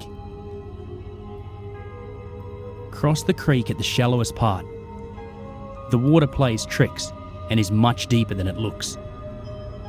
There is an undercurrent that can easily pull you down to the bottom. The woman who told me about the current barely made it out, and she is now deathly afraid of water. She said that it's not just the current. There are things down there that will grab you. I didn't ask her what she meant by things. That's it for the first day. Keep on hiking until it gets dark. Don't worry about your pace. Darkness will settle in when you reach a certain point. Make sure you bring a headlamp, as you'll probably want to go 15 minutes farther after dark before making camp. For me, I could hear footsteps on the trail a few yards behind me, and I went the extra 15 minutes, and the sound stopped. I don't know what will happen if you set up camp as it's getting dark. With the trail, the footsteps could mean anything. If it's cold out, keep the fire as small as possible. One guy I spoke to made a huge fire the first night, thinking that it would keep anything dangerous away. He's missing an arm. The next day, get up with the sun. Electronic devices don't really work on the trail, and if they do, they can't be trusted, so you can't really set an alarm. You probably won't sleep well the first night anyway. The dogs will keep you up with their howls and barks. They're feasting on something that cries out once in a while. Don't go looking for what it is. Stick to the trail for at least 2 miles. After that, the trail will split. I don't have a definitive answer on which way to go. Some people have had 5 ways, some only 2. Pick the one you think is best. Just keep in mind that on the trail, not everything is as it seems. From here, things will probably be different for you, depending on which trail you picked. It's now down to a bit of luck and using your head. For me, the trail almost claimed me on that split. It showed me a family member who was hurt. I stupidly tended to them and got a knife in my backpack for it.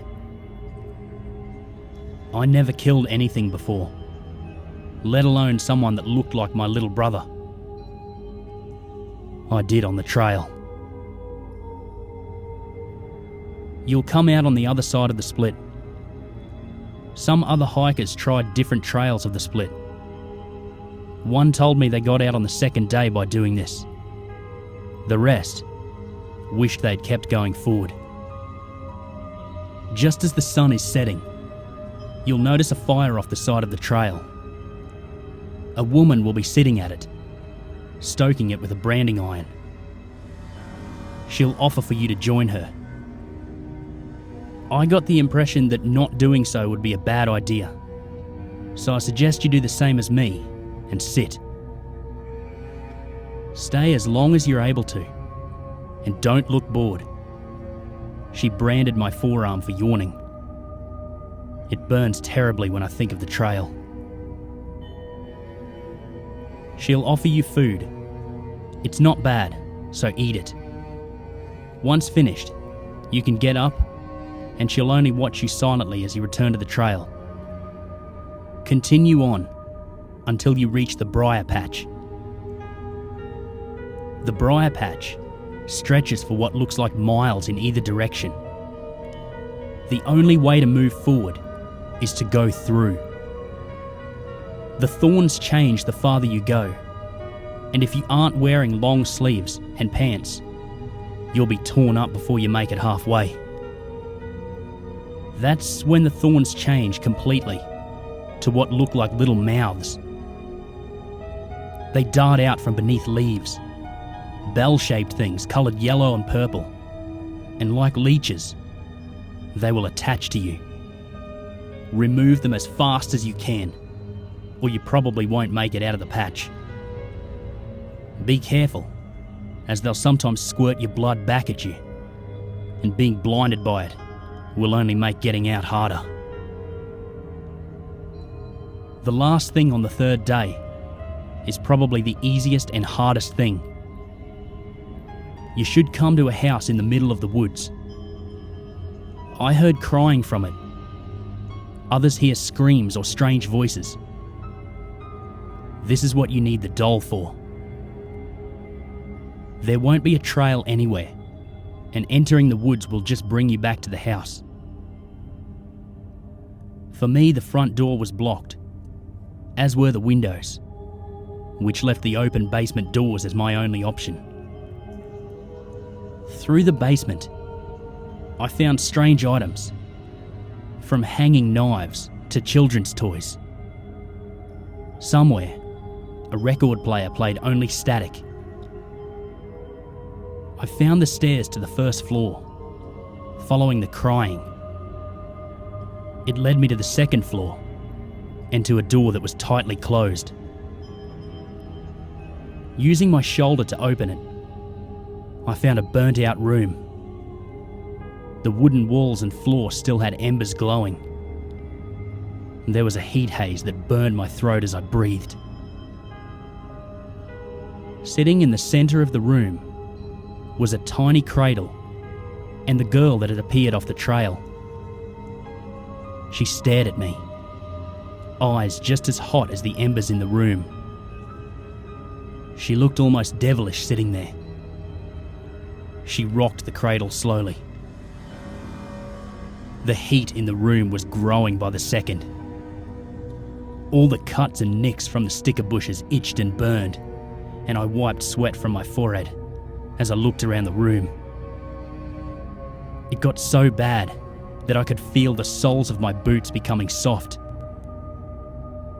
I didn't know what she wanted until I remembered the doll. I dug it out of my pack and placed it gently into the cradle. As I straightened, I found myself on the trail again. A light breeze drying the sweat from my skin. This may not be the same thing that happens to you, but it seems she just wants the doll. On the final day, there is only one last thing to be worried about. You'll come to a clearing, covered in a red substance that I can only assume is blood. But it bubbles on the bushes and tall grass. And that isn't the strangest bit though. At the end of the clearing will be a mirror, at least 10 feet wide and 6 high. As you approach, you should see 2 reflections in the mirror. One of you that follows you as it should. The second will be waiting for you. It'll do nothing at least mine didn't. But as soon as I was level with it, I felt the coldness of metal against my neck. In a flash, the strange reflection had moved to be behind me, and in its hand was a blade. It spoke, but I couldn't hear the words. It took a few seconds to understand what it was saying. You see, on the mirror are words that you have to say out loud. It will be your deepest, darkest secret, or at least one of them. Your reflection is asking you if it is your darkest secret. And if you say no, you have to say that instead. Either way, be honest. The knife at your throat should be enough warning not to test the mirror. If you pass this, then the mirror should become transparent. Walk to the mirror and step through and pray that your trip on the trail was as short as mine. Every story I've heard ends with the mirror, but that doesn't mean that others that didn't survive didn't have other experiences. This isn't a list of everything, only those things I've experienced myself. The trail changes, and you could face all of these, or none of these. Be careful if you still decide to go hiking. I, for one, will stay away from the trails from now on. All of them.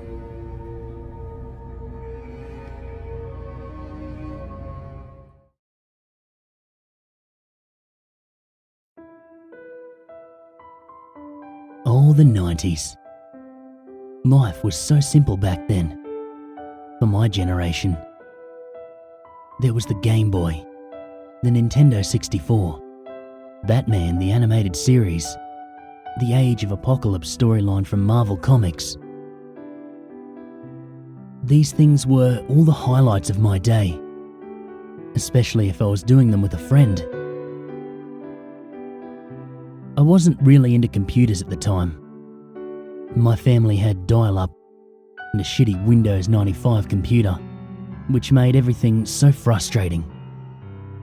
No, my farthest exploits into the digital world involved me and my Nintendo 64, Super Smash Bros., Super Mario 64, Star Fox 64, Mario Kart 64, and of course Pokemon Snap were my favourites. After I'd thoroughly rooted out every secret in these games, the only one that kept my attention was Pokemon Snap. I constantly went through every level, trying to get the best possible shot of all the Pokemon featured in that game. What intrigued me was the realism in that game.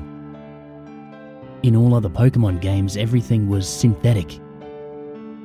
You couldn't walk amongst the Pokemon and see how they interacted. You could only have them in a ball, or following you around. One could argue that Hey You Pikachu was more interactive, but on the whole, only certain words are recognised, and the scripted, non-realistic events gave that game a disgustingly synthetic feel. The first-person 3D view of Pokemon, present in Pokemon Snap, gave everyone who grew up in the 90s something they could only dream of. A chance to live in a realistic Pokemon world. So, eventually, we moved to a new house, got a PS2, DSL, and a computer that could run Half-Life. I moved on to bigger and better things, but would often look back fondly at the simplicity of my childhood. My N64 and all the games were put in a forgotten corner in the basement. This brings my story to more recent events. About a week ago, I was at my friend's house.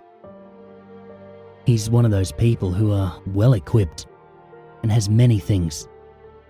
Wi-Fi, several computers, iPods, a Mac, a drum set, a piano, a widescreen HD TV, surround sound, guitars, a PS3 and whatnot. He was one of the people I liked to whoop in Super Smash Bros. Back in the day. Anyway, we were hanging out and he wanted to show me something. He powered up his Wii, and one of the channels was Pokemon Snap, which he proceeded to load. He had recently downloaded it from the Virtual Console. As soon as I heard the fast theme song and camera flashes, I was overcome with an intense wave of nostalgia, something I rarely feel these days. And I really wanted to play that game. My friend loaded it up and selected continue.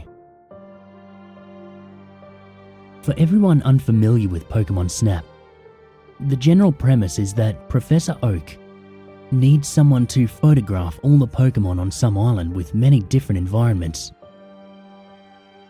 As you get more pictures and higher scores, new tools and levels become available to you, such as the apple, which acts as bait, the Pester Ball, which irritates Pokemon, and the Poker Flute, which wakes sleeping Pokemon. The player controls Todd, a character from the anime who is riding in a buggy on a set track.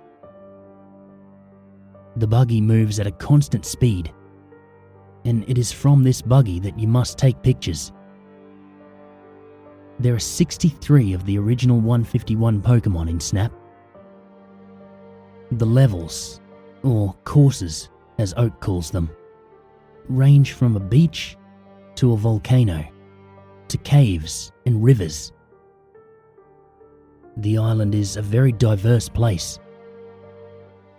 But even with my extensive playing, the darkest parts had eluded me. Until recently, that is.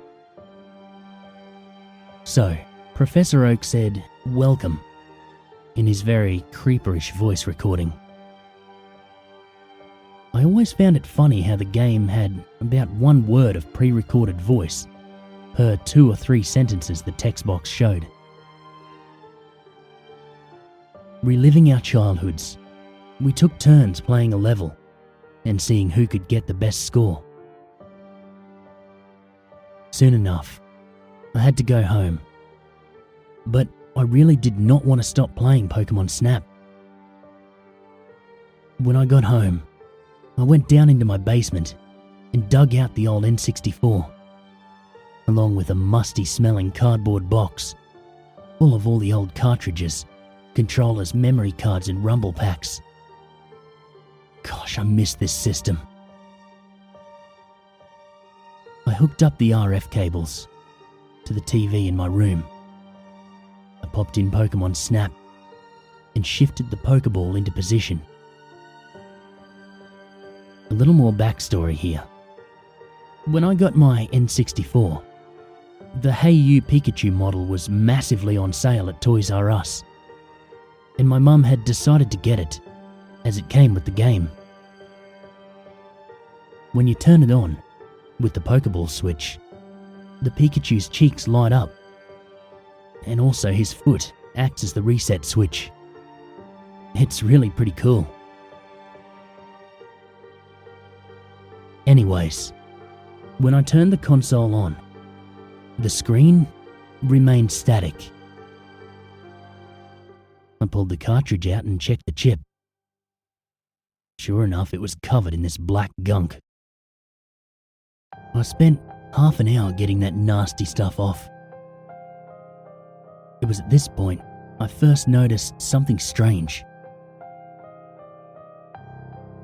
After the substance was removed, the chip was red, with what looked like black rectangles along the surface, which I assumed were meant to be contacts.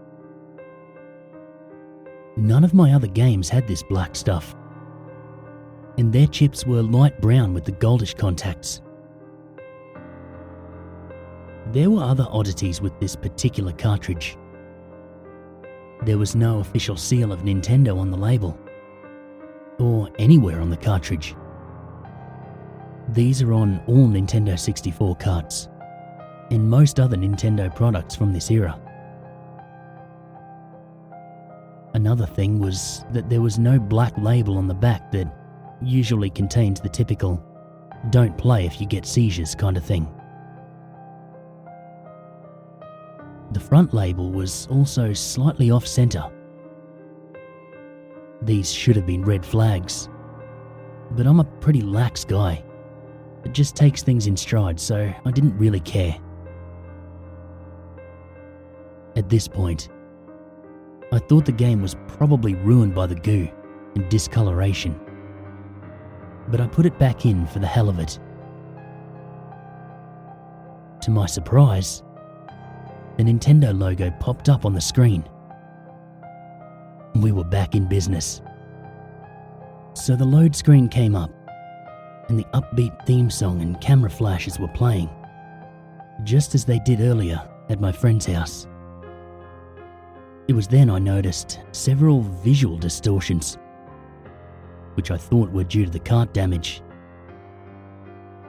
There were 3 purple vertical streaks, a few inches wide, that went all the way down the screen, one on each edge and one down the middle. They were darker in the middle of the streaks, but you could see past them somewhat. I didn't mind that much. It was only a minor inconvenience.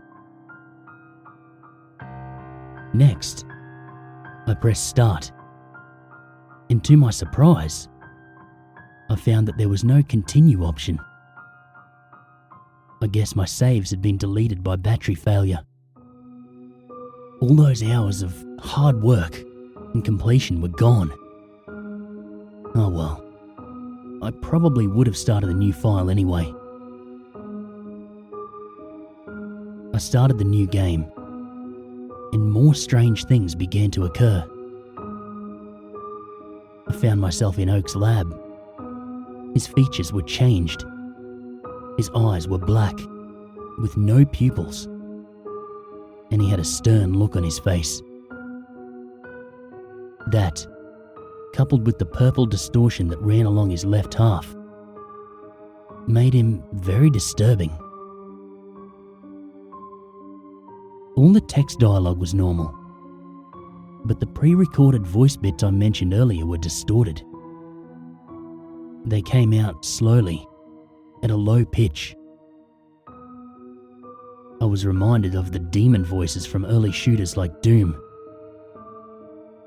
But other than these things I attributed to cart damage, the gameplay was normal. Or so I thought. All of this was starting to make me a bit uneasy. But I was a man of science. I didn't believe in things like ghosts or hell, and I prided myself in overcoming the irrational fears that many suffered from. Oh, to be young again. I went to the first course, the beach. There were more visual distortions. All the Pokemon had no pupils, just pure black eyes. Also, on the ground, underneath where the Pokemon sprites were, there was a purple ring. It appeared even under the flying Pidgeys. The other distortion here was that the sky was a light green, and there were no clouds or sun. The movements of the Pokemon seemed unnatural and cold, like they were afraid of something. I played through the course, but as I took pictures, the Pokemon that were in the frame disappeared. Slightly concerned by this, I didn't take pictures of Pokemon that wouldn't count until later, such as Snorlax or Chansey. As I approached the exit gate, I turned around and saw one of the circles that indicated a Pokemon was following me. But there was no sprite. I snapped a picture and was taken back to the lab. I selected all the pictures for the Pokemon report. But, strangely, the last picture I took was not there. The rating process went as normal.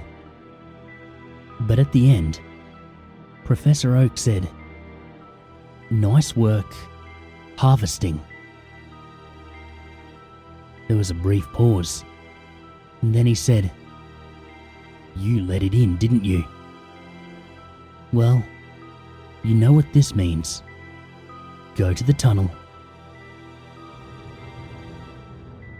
I assumed that he was referring to the tunnel course, so I went to the map and it was now available. As I entered the course, I noticed that I now had all the tools: the apple, the pester ball, and the poker flute. I went through the course, and I found that it had the same visual distortion as the beach. At the end, I tossed an apple at the electrode by the rocks, and the path to the volcano opened up. The electrode looked like it was in extreme agony, not like the comical explosions seen before. It seemed to be begging for help. As the travelling cutscene took place, I saw the purple ring with no sprite again. It followed me. Strangely, there was no cut back to the lab after discovering the course like it was supposed to. It just took me straight to the volcano level. A quick survey of the area showed that the visual distortions were getting worse. As I moved forward, the Ponitas and Rapidashes were running, then jumped into the lava and gave off low-pitched screams. All the Pokemon did this as I approached. I finally reached the egg, which blocked the path. You're supposed to throw an apple at it so you can proceed, but I found that my tools were gone. This was problematic, and I took this opportunity to get some dinner. I didn't pause the game because there was no need to.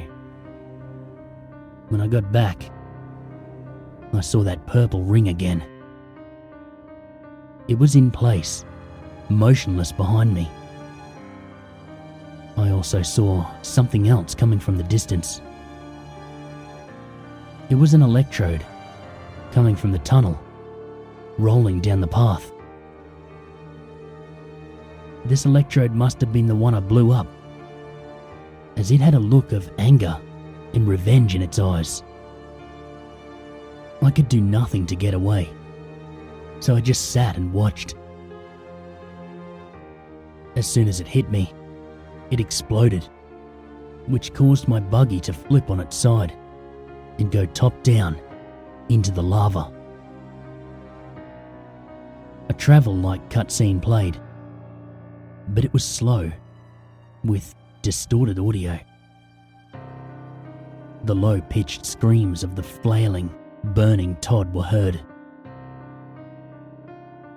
Suddenly, I was back in the lab, and Oak looked angry. He said, "You let it get to you, didn't you? Well, you only have yourself to blame."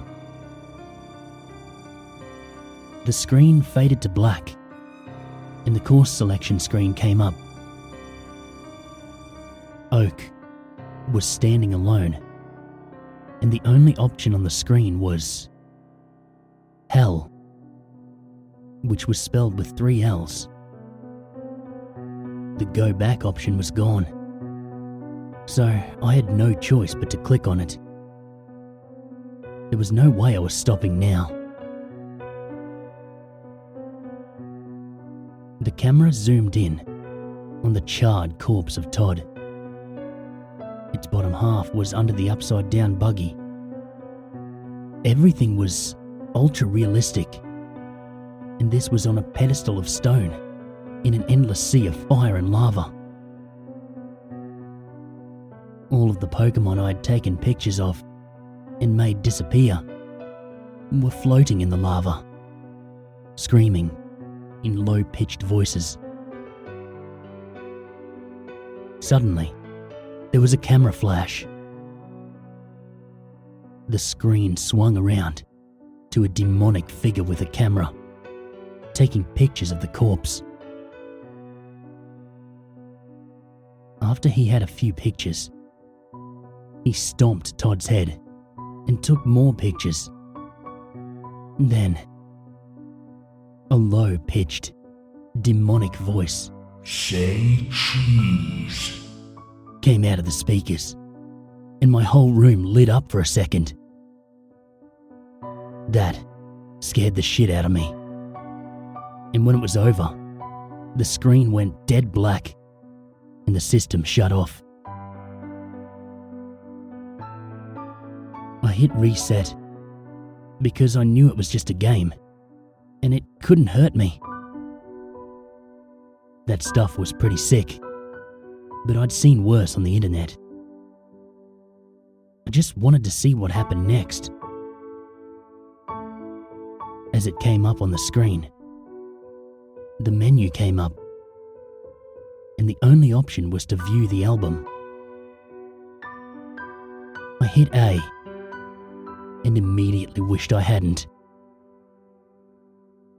The album was filled with hundreds of photos, all of horrific torture and mutilation scenes. Many of these pictures involved children. These photos were not in 64-bit, but appeared to be authentic scanned photos. At this point, I was overcome with nausea. But it got worse. The game force-scrolled to the end and zoomed to the final picture. It was the picture I'd taken of the purple ring, the one without a sprite. Only now, there was something above it.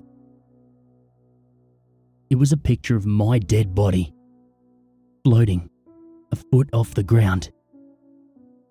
The sickest part was there was a camera jammed through my head.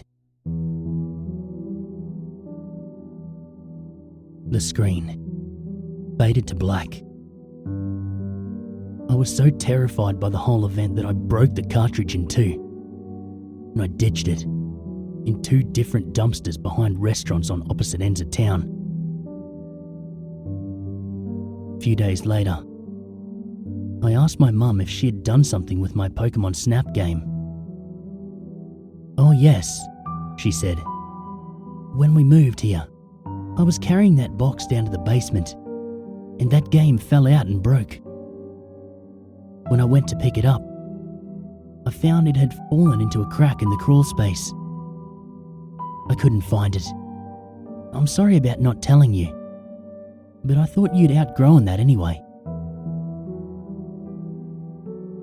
A look of shock must have came over my face, because my mum asked me what was wrong.